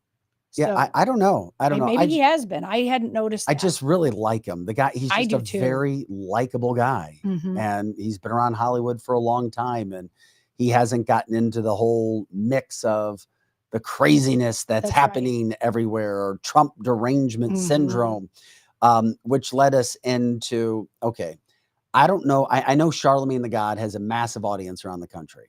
Yeah. You watched him on Gutfeld. I did. I'm glad he admitted that he has Trump derangement syndrome. Yeah. Because I don't see the appeal of Charlemagne the God. I don't get it because I don't see a lot of substance behind the alleged sizzle that this podcast / radio host had. Yeah. He is ripping Biden, but he's also saying incorrect things about Donald Trump, that Donald Trump said that he wanted to stop the Constitution for a while so he could get in office and never leave. And he doesn't, he thinks he's just like, he did an interview with Brian Kilmeade too, from Fox News in the Morning. And it was asked, well, what do you think about almost all the polling showing that Trump's going to pull 20% of the black vote? He's like, oh, it's a lie. Yeah. Okay. Well, what makes you think it's a lie? Oh, because I don't think black people will do that. Like, really? And you're supposed to be Charlemagne the God? Yeah. With all of this insightful information? If somebody knows about him and why he's so popular, can you please let me know? Please let me know too, because I haven't really followed him that much. I've seen him on a couple things. So I watched last night, hoping it was going to be as enlightening as the one with Bill Maher is. Now, we already know Bill Maher is still a lefty, but I thought it was at least entertaining. I think I fell asleep through part of it. I thought he was boring. Exactly. I mean, just boring. I'm like, even he can disagree with me. That's fine. It just doesn't seem like there's a lot there upstairs. That's what I know thought that sounds too. disrespectful, but it's just, yeah. Where are your facts? Where is I your didn't basis for saying what you're saying? Yeah. I just thought he was not good. And or does he really have a pulse of the African-American community that there won't be 20% voting for Donald Trump, and that it's only a few that are making a lot of noise when it comes to the African-American community? I disagree. I can't wait to see what happens. Yeah. If we get the election. Yeah, me too. Did you hear anything else that surprised you or moved you with him last night? That he was so boring. That's what I got. I mean, I knew he was left, but he didn't really say all that much. He wasn't even that entertaining. The audience wasn't engaged with him. He's a nice looking man, but he has zero substance. And you can only look at a pretty face for so long if they don't have any substance. I agree. So I think I fell asleep. I didn't. And Diane is saying on the chat line, if she's talking about him, he's a Satanist. I didn't know if that's. I don't know if she she was Really? talking about. I don't know if she's talking about Dennis Quaid or if she's No, not Dennis Quaid. Yeah, I don't know. Charlemagne the God, I think is who. I'm thinking so too, because Chris is saying Dennis left Hollywood a long time ago and has found his faith, and Kevin's calling Charlemagne the goof instead of Charlemagne the God. And that was the thing too. There's nothing God-like about this Charlemagne guy. I think Dennis Quaid was just in a movie last year. Yes. What movie was Dennis Quaid in last year? Let's see. There's something called Strays, The Hill, On a Wing and a Prayer, Yes. The Long Game, Mhm. The Substance. Those were all in 2023. Well, and he's on like a Christian network. And forgive me, I okay. forgot which network it's on, but he is now doing Christian films. And so he's right that he left. I think it was Chris that said he left, like that sort of regime in LA and is found his faith. He sure acts like he has. Susan says black pandering at its best is what I feel is his vibe. I would agree with that too. I'm grateful I would agree with that. that Gutfeld had him on, and I Me appreciate too. they'll bring some of these guests onto their show. They do a Mhm. terrific job with setting up guests. I'm not overwhelmed by the panel that Gutfeld has. I agree. Some of the points that I hear are very uneducated. Well, I feel this way, and okay, great. Yeah. Why? Yeah. Where? And then if you say something that's not factually true, Mhm. then that should be called out. Yeah, they don't call But it I out. don't hear, and I don't hear Gutfeld calling out. He doesn't call it out. He doesn't call out when his co-hosts are saying things that are incorrect. Correct. He doesn't, because I think if it's funny, I think their whole thing is and they're not even all conservatives. I think the lady Kat on there, Yeah, she's she's not a a libertarian. conservative. Correct. And so she's often wrong. We really bashed libertarians yesterday that they are really Democrat light. And that's okay if that's what they are. But most libertarians just want what they want. It isn't necessarily the truth or something our founding fathers would have. So I agree with you. I don't think their panel is riveting all the time. I don't watch it very often unless there's going to be some sort of a good guest or something. Gutfeld isn't even my type of humor. That being said, I do think they say some funny things. And last night, I thought the show, if that's the first and only time you've ever seen it, you probably would have turned it off, because all of Gutfeld's jokes felt flat last night in his early monologue, and nobody laughed at him. So it really wasn't very good. Well, I know they're still very popular. They're still getting a pretty good audience at that time frame. For sure. We're talking about the Libertarian Party. What they did to RFK Jr., okay, fine. But now they have a guy named Chase Oliver. And I think he's going to be a damn good thing for Donald Trump, because he's the nominee for president, and he doesn't even really stand by the Libertarian Party. Mhm. All you have to do is literally look in to some of his old social media posts. Yeah. He sounds more conservative Mm-hmm. than he sounds libertarian. I'm not kidding you. Yeah. Like, what the hell is going on over there? Mm-hmm. I mean, he literally said, and this was some of his old social media posts, I guess I have to say this now from Chase Oliver: the National Libertarian Party does not speak for me, and unless I retweet, I do not at all endorse them. There is no tent big enough for myself and my friends and family to be alongside racist and bigots. Literally called the Libertarian Party that. Mm. Okay, thank you very much. We'll remember that. There you go. There you go. There you go. This is cancelthisshow.com. There is an election campaign going on. It is the season. We continue to support our military as much as we possibly can. We continue to support our police as much as we can as well. Are you taking off to the bathroom right now, or did you already go? He already went and came back. Damn, you're fast. I looked up like a flash. Yeah, he was the flash. He's the fastest peer in the West. Oh, I could compete with him. Mm-hmm. I could. I've learned to have to do that pretty damn quickly. Mm-hmm. We also have another situation, and we'll get back to the Trump stuff if we need to, if any news comes out. But you now have, I could not believe I actually saw this happen, but you have the Boston mayor, who's a Democrat, literally coming out saying that criminals should not be prosecuted for theft. The Boston mayor is saying that criminals should not be prosecuted for theft. She also wants to make police reports public that they have on individuals, which obviously would put police at a very big risk when it Yes. comes to their health. That's right. So in the meantime, that is dumb. Of all the craziness that's going on around the country, don't think for a second somebody can't outdo it the very next day. Her name is Michelle Wu, if you haven't seen her. And she is a hardcore left-leaning liberal. And how Boston, I know people from Boston, how they could support somebody like there is no way in hell. And this is where I think Democrats get sold a bill of goods. Like, well, I'm a Democrat. Well, do you really know what it means to be a Democrat these days? And I wonder if they really do. They don't, or they couldn't vote that way. They couldn't. I mean, I understand that there's more sympathizers on the left where they just care about killing their baby and some transgender rights and that sort of thing. But the average, they're just not paying attention. If they're voting that way, they cannot possibly be voting to policy. Well, she wants to publicize police personnel files. That is relating to use of force, which obviously would put police in a very bad situation. Absolutely. You can't do that. And she was asked, do you support literally shutting down the Boston police gang database? She said yes. What? Yeah. So, okay, so she wants to out the police officers and say that they have to forcefully arrest someone. But then if you're in a gang, she doesn't want that information out. And she was also asked whether she supported a do not prosecute list that the former Suffolk County District Attorney put in, Rachel Rollins. And she said yes.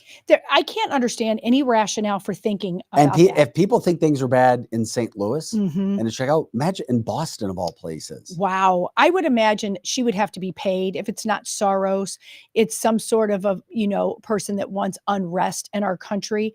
Because what kind of person would even say, okay, we're going to out you police officers.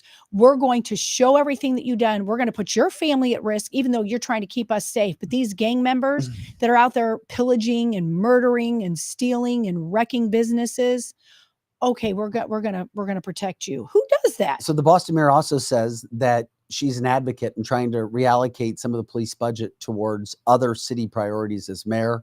And we've talked about this several times, including social issues. The social issues, do they not understand or do they not care that a social worker will not even come to a scene, or they will come to the scene, but they won't get out until a police officer comes? So you still have to have a police officer there. So you can't reallocate the funds for police officers because you don't need less police officers. I mean, and that's a fact. Ask any social worker.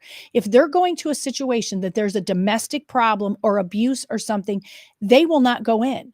They will not even often go into, like, I worked in the childcare industry, and the social worker won't even go up to a childcare center if there is an issue going on inside of it without a police officer. There's no way in hell this woman gets reelected in Boston. Well, you wouldn't think so. Way.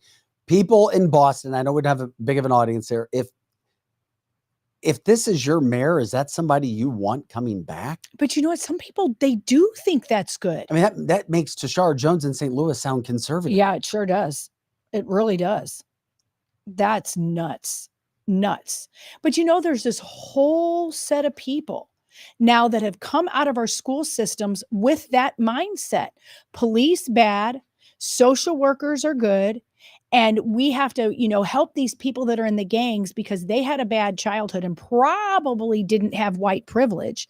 That's that whole game right there, that they didn't have white privilege, even if they're not white, even if they're black. It's this whole thing that people think like that.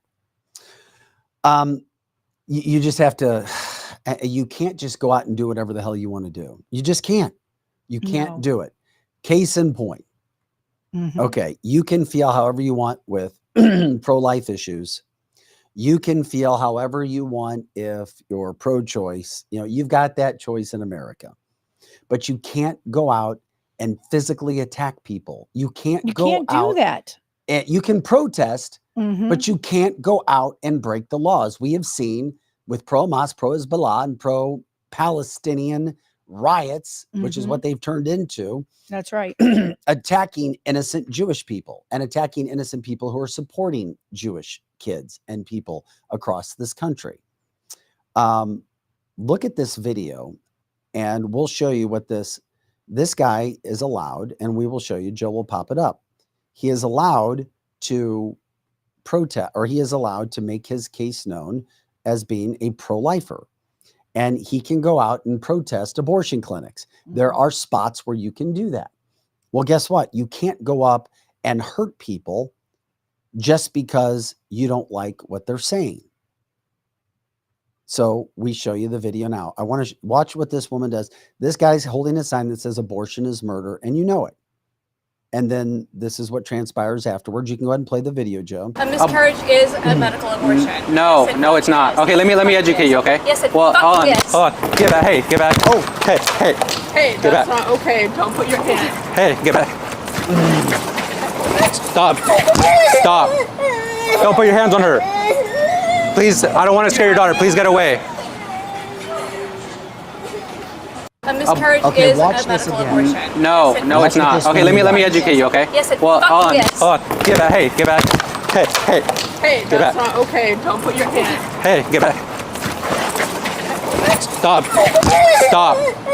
Don't put your hands on her. Please, I don't want to scare your daughter. Please get away. A miscarriage is a medical abortion. No, it's not. Okay, let me educate you, okay? Yes, it hold on. I mean, I'll talk over it. But what happened was they were sentenced. Lauren Handy, 30, was sentenced to 4 years, 9 months in prison for organizing a protest and going after this guy. She won't do all of that time, but she literally attacked the guy. You can't do that. You can't go after and hit people and kick them. And that's exactly what she did. And then she tried to play the victim after starting the fight and she did it in front of her daughter. Yeah, that's terrible. And okay. And that daughter has to be getting a message. I was once a baby in your belly, Mom. You were willing to get rid of me, but you didn't. Here I am. And now you're fighting for the right to kill someone else's kid. So much so that you have to assault a man that disagrees with you. That poor child. I feel really sad for that child. But I would love to ask that mother, whatever happened to you in your life that you're so angry at a sign? You don't have to agree with the sign, but why are you so angry? You have to walk up to someone to have that done. And one day I was sitting at it was not even a pro-life event. It was a political event for somebody. And the person came up to me and was screaming and yelling about this candidate was pro-life. And she was completely unhinged. And the first thing I asked her is, you are in America. You have a right to think that. But what made you that way? What happened in your life? You're so angry against an unborn baby. Why are you so mad about that? She couldn't say. She just said it was her right. And I said, that's true. It is your right to have an abortion. Now, this is before it was overturned in Missouri. I said, but something had to have happened to you to make you hate a child that's not even born that much, that you would be this angry, because she did the same thing. She came up and started kicking the political signs. So, I mean, really, I mean, there's got to be some mental component in your head that you're that angry at an unborn child. There are some women who think that a man shouldn't be telling a woman to do anything. Well, you're right. So this seems like that type of person who good thinks point, Joe. that a man shouldn't be telling her what to do. He said, and when he says, "Let me educate you," that's when she got really violent. Okay, good point. This is where that mentality gets us. Got it. Okay. What do you mean? What mentality? The mentality that, men don't have a voice in abortion. Right. And so the women get mad because you're a man telling me what to do with my body. Exactly. And then when he said, let me educate you, she just came unhinged. Good point. They definitely don't want to make, because you're right. When they can't have intelligent conversation, they have to get violent. They have to get violent. Well, anybody that loves their child would never do that. Would never do that. So clearly this is about her. It's not about her child. Yes. And she's trying to start trouble. And she thinks she can do whatever she wants. It's obviously not about facts either. She didn't use force, do whatever is necessary. Whatever is necessary Yes. to force somebody into your opinion. And that poor little girl, because she doesn't even, she just knows her mom went on him. She saw it in front of her own eyes that my mom doesn't have enough self-control, that she has to throw my drink or her drink, punch, grab a microphone. And the guy, he defended himself, put her down, but then quickly got away. And it almost looked like the little girl was just as upset with her mom. And I don't know what she was upset about, but that's so sad. That's tragic in our world today, that our children have to see these type of people. They're so angry. They're just so angry. There's really no need for it. There's no need. No, there isn't. But you can't put your hands on anybody. You can't do anything. But once again, understand that if you go out and protest, and this is what's sad, you'll probably draw attention. Mm-hmm. So then you need to have a plan that if you do go out to protest, which is your constitutional right, Yes. as long as you are doing it legally, Mm-hmm. that you probably will draw attention. That's right. And you could draw somebody that may try to do something to you. Correct. So if you do that, please have a plan. I agree. Know how you're going to act. Do not get pushed into something. Do not Mm-hmm. instigate. Do not respond to people who are trying to hurt you in any sort of way.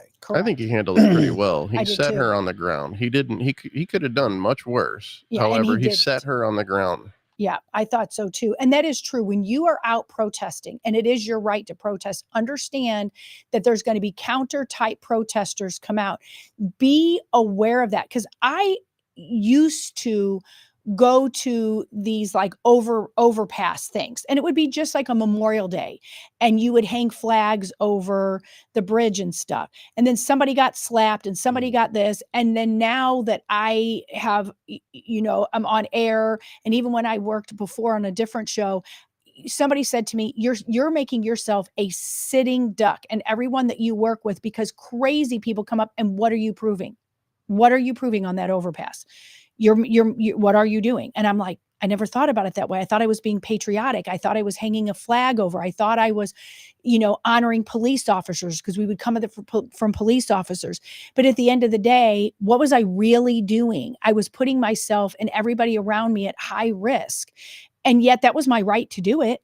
It was. And I still love to see people doing it. But like you saying, Vic, what's your plan when somebody that's crazy comes up and tries to, and every single time I've been to one of these things, a crazy person has come up. And in the end of the day, if they kill me or if they hurt me, what was I getting out of it? So you really do have to think about, why are you doing that? What are you going to accomplish by doing I'm not trying to tell people not to go out and protest, or correct. Just know that something could happen. Correct. And understand what is your end game there? What is your end game? If it is an awareness, I'm all for that. But you have to understand that awareness brings consequences to you. And what was your goal? You're better off if you're doing this to promote police officers. What I started doing when I stopped going on the overpasses is my daughter and I would go and take food and water and drinks and stuff to the police station. That actually showed just as much support, and he actually gave him something to eat. So that's what I've gone to doing, is once a month, my daughter and I pick a different police station. And I'm not saying that for awareness. I'm just telling you that is an alternative thing to help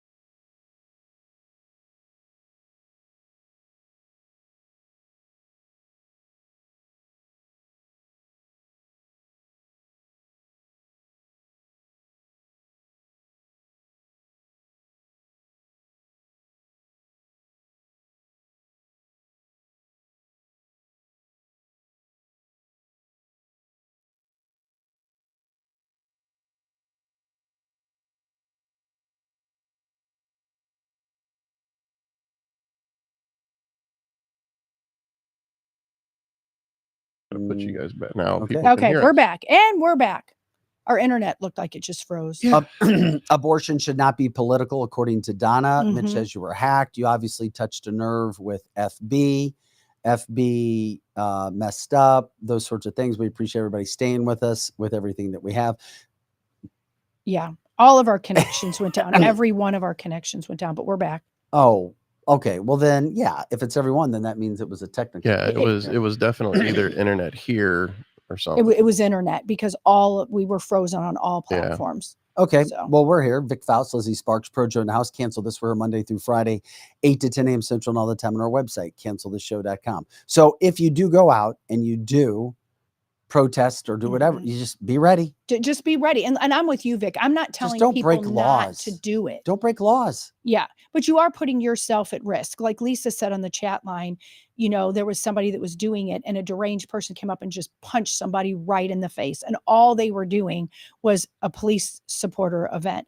But it was enough that lady doesn't do it anymore. So that, once you're punched in the face a time or two, you're probably not going to go do that anymore. But there is things you can be doing for our police instead. You either need to be in a very large group, which is one, that's a deterrent, instead of standing over there by yourself like she was doing, or you go straight to the police department. Really, there's a lot of things you could do there. Give them treats, send them a note. And if you are going to be on one of those overpasses or you are going to be in a protest, be with a very large number. Because I also have video. And have video. Yeah, just have Absolutely. your phones going. Just video everything that's going on. Correct. And Bindi said she would go to them too, and she took her grandkids too, and I took my smallest daughter too. But I wouldn't do that now. I would not do that now. People have become so unhinged. Now I would still go to a rally because I feel very safe at a very large Trump rally. I would still go to some sort of event that there is a lot of people there. But do not ever go. I agree with you, Vic. Don't ever go without having video, and don't go unless you're packing or somebody right next to you is packing. I'm not It's kidding. pretty big. I know. I'm not kidding. It's big. It's big stuff that's happening. And that's what we try to do when we push through everything. We just try to get all the facts out. We try to educate people. We try to give good advice and from talking to people. And that's why we have the People's Platform. You entertain and educate us. We do the same with you. We welcome you in. Just be smart in life. Don't make stupid decisions. That's right. That's right. And it isn't necessarily stupid when you win. It's just you didn't know what you didn't know. There's so many things that I thought was smart at the time, and I just didn't understand the consequences of going to a thing. I thought I was doing something good, and then you get punched. I didn't get punched. Yeah, you did. I didn't get punched. I've never been punched. No.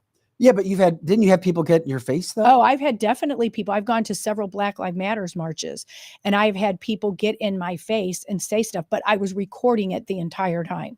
So yeah. So I'm still not afraid to go to those things, but literally I was with a whole bunch of guys that were also packing. So, and a police officer's wife and all that. So I will still go and do that. But you have to understand the risk you're putting yourself on. It was a night that literally the mayor of St. Charles, they were surrounding his house. So these people are crazy. Just be aware of that. My God, it is insane. It is insane. We've covered a lot of national news. We do everything, local, state, national. And when it comes to the national scene, we're going to continue to follow, keep you updated. Everything that's happening with Trump and the trial, but something also happened yesterday. We had to bring it up. Yeah, you got to bring it up. I mean, it became a national story. A woman walked in the Festus Police Department yesterday and said that she had drowned her 2-year-old son and shot her 9-year-old daughter. And I know mental illness is a massive issue that we need to talk about more and more and more. This happening in the St. Louis metropolitan area. Peevely. So now happened in the Peevely area. So now, kids' lives lost, obviously. They're in heaven. If you believe in heaven and hell, they are in heaven right now. They're angels. I don't even know what to make of what happened. There really isn't in this situation because they announced charges. I mean, it's a double homicide investigation now over 2 children. I mean, her name Ashley Parmley, 36 years old, charged with 1 count of second-degree murder for the death of her 2-year-old son. More charges expected. Yeah. She's being held at Jefferson County Jail without bond. Correct. I mean, that's so sad. And, when you first look at it, you're like, okay, not that this is an excuse, but usually they'll go straight to postpartum depression. But the child was 2. Now, I'm not saying that she still doesn't have that, but when did this happen? I don't remember people being this upset that you would take your child's But life. this isn't the first time we've ever seen this happen. No, it's happened before. And I don't know where you would be at in your mind, as mad as your children make you sometimes. And I understand that if you're being an honest parent, your children make you angry. And maybe it's because of something that they did, or maybe because you were just tired and it was a culmination of things that made you upset with your child. But what is wrong with you that you could, she shot one, but then she went and drowned the other in a public park. Jay Saunders brings up Paula Sims. 100%. Yes. Mm-hmm. Yeah. That's so sad.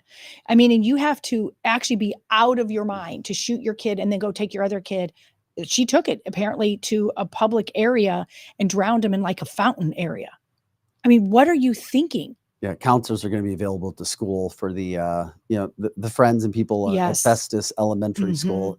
Little Scarlet, 9-year-old. There's a vigil planned tonight at the Twin City Ball Fields in Crystal City as well. So now they're just trying to figure out what the hell, why, what led her to do this, and then what happens now moving forward. Yeah, what do you do with that?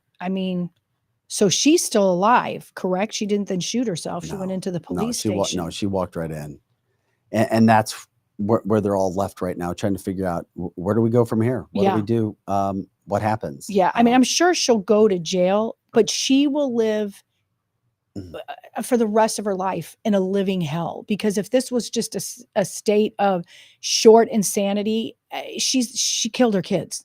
I can tell you, if you harm children, you don't last very long in jail. Yeah, you don't. Do yeah, that goes for male or female. Yeah, you don't. So if they don't put her, and I'm not saying she deserves it, if they don't put her in, like solitary confinement, that girl's going to get beat up every day.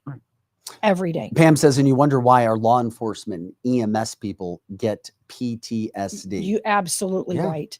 That's what I tell my kids. Speaking of police officers, the things that police officers and paramedics see, and even some of our firefighters see, if you are doing something asinine and you get pulled over, you don't know what they just saw. Just comply. Keep your hands on your steering wheel.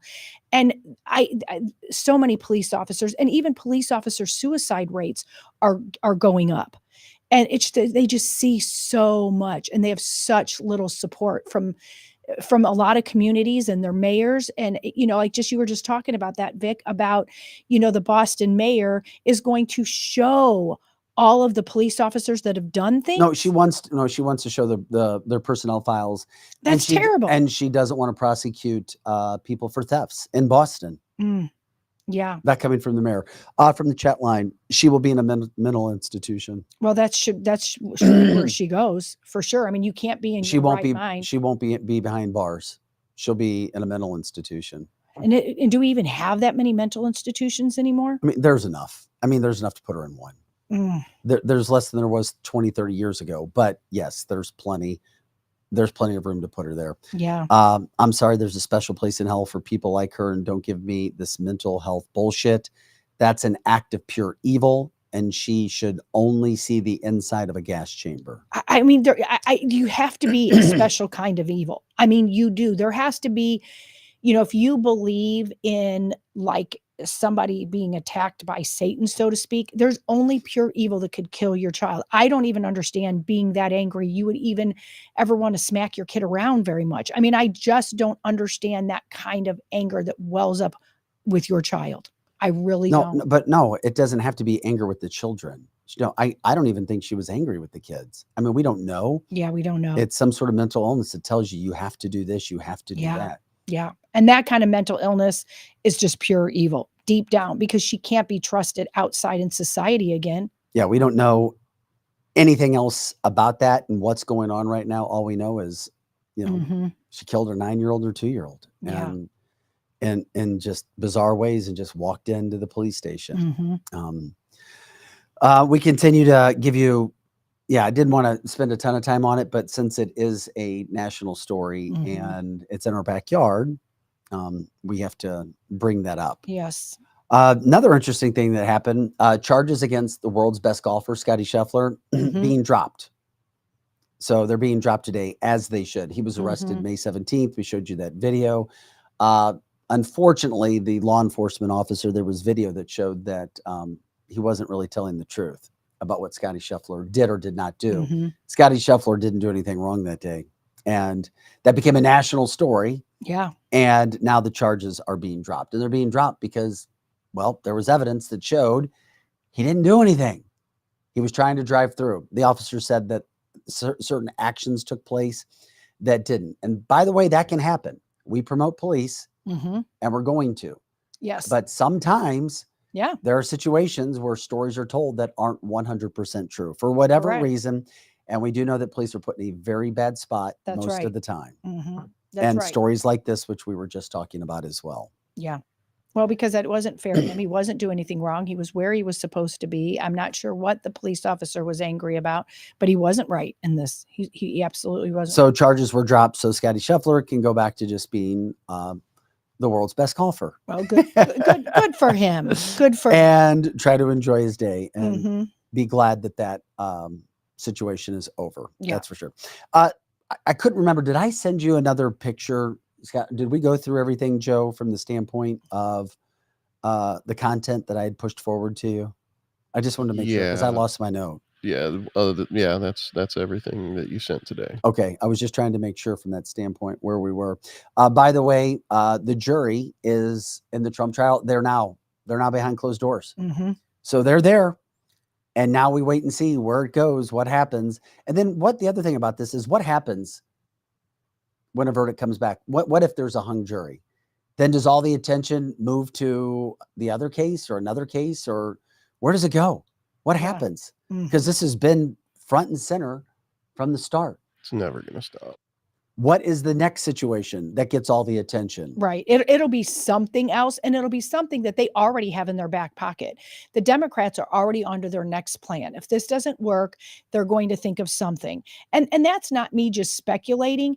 It is, if you look at what's happened in the past with Russia, and all the other lies, they'll be on to the next thing if this just stops. Well, we get predictions and we like our predictions and people jumping in, and we appreciate you, Todd, jumping in because we asked for what people's opinions were.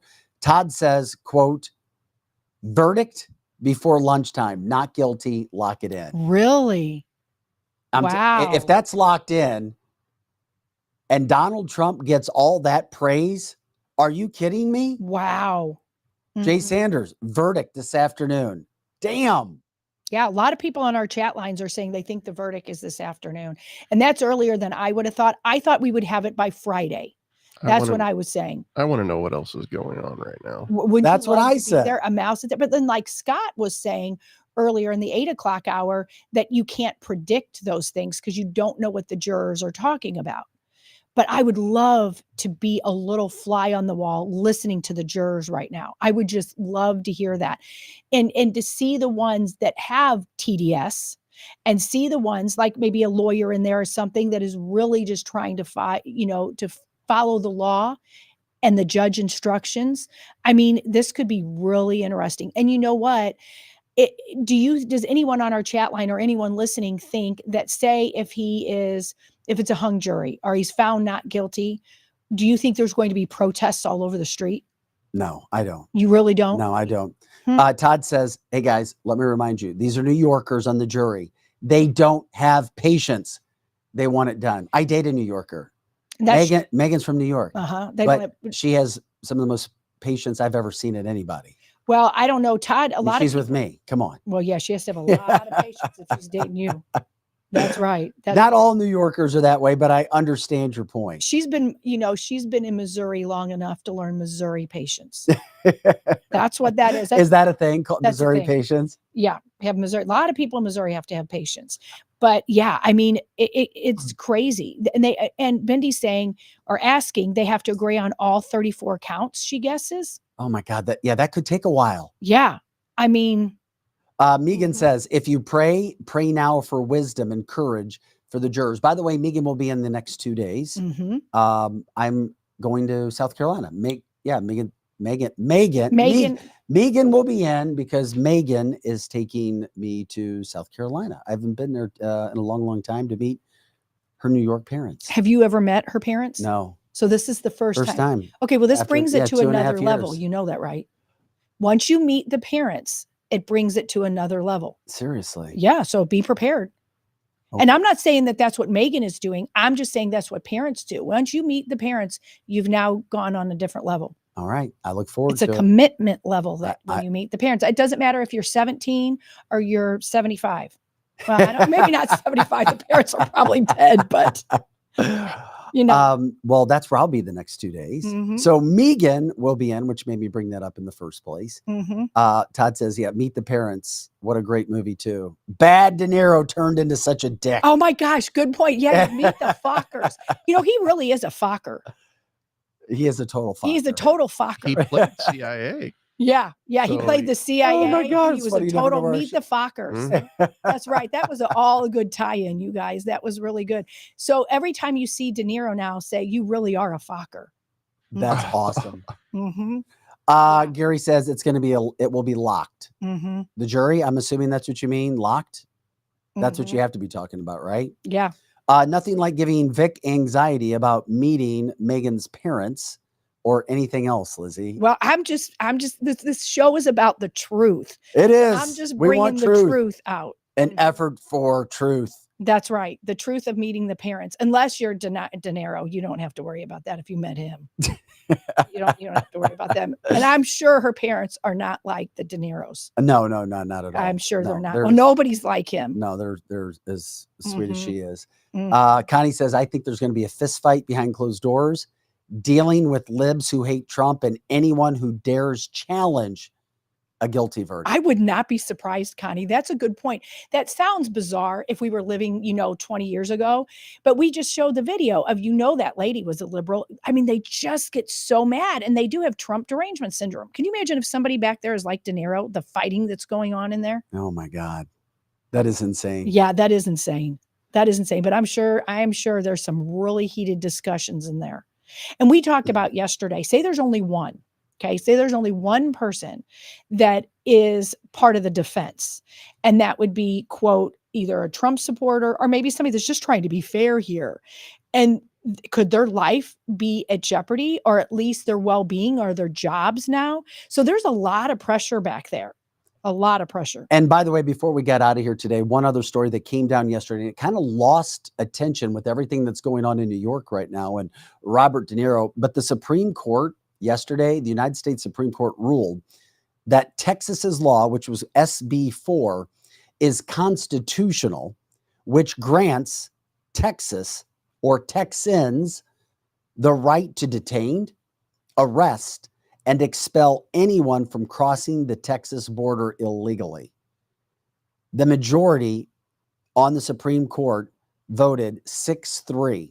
They went 6-3 in favor of giving Texans the right to constitutionally detain, arrest, and expel anyone crossing the Texas border illegally. So now I know that sounds awesome in theory. Right. But do you feel safe going out and trying to get somebody across the border? We told the story of Lizzie. Lizzie followed somebody without license plates who appeared to be illegal, who appeared to say they spoke no English, and appeared to not want any kind of conversation with Lizzie. Correct. So, and I did not like that you did that. Right. But I don't even know. For your own health. Right. And I do things sometimes like that. It's not exactly impulsive. I knew what I was doing, but it's just like I have to prove that point to myself, I guess, and to people that don't believe that they're here in the Midwest. They are here. They are here. And I just wanted to make sure of that myself. But I agree with you, Vic. It's like, what was I going to do with him? Same thing if you're down in Texas. If it gives an individual the right to notice that they're illegal, and you can tell that they're illegal when they don't have correct license plates, they don't speak English, they don't have a green card, they don't have a work permit. But then what do you do with them? Do you manhandle them and grab them and take them across the border? Or can you detain them? Like I probably could have detained this guy by pulling my car behind him. Now, granted, he could have wrecked my car. But in Texas, or took off on foot running. Correct. But then you can call the police. But really, what's going to happen? That law is that a law yet? Or what is that? Or is that just SB4? It's a law now. Okay. Yeah. I'm surprised that law wasn't. It went all the way to the Supreme Court. Okay. Well, and the Supreme Court ruled 6-3 in favor of Texans being able to go out and detain, arrest, and expel anyone crossing the border. I think that's great. I just don't know what that looks like. Or Lizzie, he could have hurt you and took your car. No, you're not wrong. You're not wrong. But when I pulled in, it's the gas station not too far from here. There was plenty of people in the lot. So he was pretty intimidated, not by me, but by the questions I was asking him. But that is such a good point, Vic. Like sometimes you do things and you think, okay, I'm going to find this person out. The average person's not going to do that anyway. The average person is not. And you are definitely not the average person. Well, I just like to. I give you that as a compliment. Well, I don't know about that. Sometimes I do some stupid stuff, but it was like when I had done that, what in the world was I going to do? Call the Chesterfield police and say, come here? And maybe Missouri, we don't have that law. I don't think we can just haul somebody down across the border. No, not that I'm aware of. No, Me either. I don't think we have any of that, because if you talk to any of the mayors that are even in this area, they don't know what to do. Like they don't know exactly who to call. I guess they'd call the police, but then what does the police do with this illegal? What do they do? Like right now, one of our listeners and a friend of mine brought to my attention, remember the Travis that was killed by the lady in St. Louis? And we kept showing his picture that lady, and forgive me, I can't remember what her name is, but she ran into him and killed him. And his name was Travis. And she's just now sitting in our court system, just sitting in our court system. And she killed somebody and she's an illegal. So, I mean, think about that. I mean, we're here in Missouri and she's just sitting in our court system. Yeah, I agree with Abe. Police could call immigration. Yeah, they could call immigration. But would they? But here's what I'm saying. We have that right here in St. Louis, or really St. Charles County, that this lady is sitting, I'm assuming, in jail because they are just now, they haven't even taken her to court yet. They just have the attorneys on both sides discussing this and having what they call a discovery period for this lady that killed somebody. They haven't called ICE. And that's right here in Missouri. She is sitting in our jails. I'm assuming that's where she's at. Otherwise, I don't know where she's at, but nobody called ICE. And there's somebody dead now because of an illegal. And maybe we don't have that law here in Missouri. Maybe we have to keep them here, or maybe we don't know what to do. But think about that. Our taxpayers are paying for her to sit in a St. Charles County jail while they're waiting for the lawyers to discover and decide what they're going to talk about before it even goes to a jury or goes to trial. Yeah, that angers me. Now, unfortunately, there's a process. There is a process. There's a due process. Correct. And I hate it. And it's not the first time that we're going to be pissed, and it's not the last time. But there's a way that you have to go about doing it. I wish there was, so that mob mentality doesn't take over. That's right. And I agree with that too. Yeah. Pam says she's going to ask Mason what he can do as a police officer regarding these types of situations, like the one that you were involved in. Yeah. Like what can you do? And the lady that I'm talking about is Adreno Bracho. And she had a court date on 5/23, but it wasn't really a trial. It was a pretrial conference, which means to discuss the trial, like how many days do they want it, any pretrial motions. And there is a discovery in any case, and both sides have to turn it over, I guess, then to the judge. And right now it's in standard discovery. So the prosecutors can legally figure out what to do and legally require information to be sent over. And prosecutors must send any evidence to the defendant that could help his or her case. And it's all in the ethics rules. So that's all that's going on right now. And it's nothing abnormal except for the fact that she's illegal. So they're treating her like she's not illegal here. They're just treating her for killing somebody, but not the fact she's illegal. So that's really tragic to me, that we have somebody here that murdered someone and they're giving her the same due process they would an American citizen instead of deport her ass. But they're not doing that. Yeah, it should have been immediately. I agree. Real quick, before we get out of here, would you go up to another car? Would you follow another car with somebody that looks illegal without license plates just to see what's going on? Probably. Would you videotape this time? Yeah, next time I will videotape and have a camera. At the time, I couldn't do both of that and and secure my safety at the same time and my whereabouts and what Fair else enough. and what else I had on me, because you have to defend yourself. So I just had to make sure that was in the forefront instead of a video camera. Okay, If I you get know it. what I'm saying. But by the way, Bendy says, will she get a public defender? Yeah. Yeah, She's gonna get a public She is defender. going to get a public defender. I inquired about that. She's going to get a public defender. So you, Bindi, and everyone else in Missouri is paying for that illegal to have killed someone and now get to defend it instead of deported. I'm all for spend whatever money you can to deport her. Todd says, give him a call. He'll help you make some good videos out on the road. Okay, I will call you, There you Todd. go, the street team. Yep, We've the got street it team. going I will on. call Todd. Guys, we appreciate you joining us every day for canceltheshow.com. Monday through Friday, 8 to 10 a.m. Central. All the time, check out our website, canceltheshow.com. Projo in the house, Lizzie Sparks, Vic Faust. We are grateful. Continue to bring us stories. Give us ideas. People that we should be interviewing, getting in contact with. But this is the fastest 2 hours of podcasting. It goes fast like that. We care. We try. We appreciate all the support you give. We're just trying to bring facts. Let's see where everything goes and see if anybody's predictions on a verdict by this afternoon come true. Special thanks also to my friend Scott Rosenblum, who I still think is arguably the best criminal defense attorney in America. Fantastic. Over 400 jury trials. That's amazing. Many attorneys don't even go to jury. They go to trials, jury trials. It's amazing what can happen when it comes to that sort of a situation. So anyway, guys, thanks again for joining us for Cancel This. We will see you again tomorrow. Lizzie, Megan, and crew. You'll have Eric and Kelly Mano on Friday as well. And just thanks for supporting us. We'll talk to you guys later.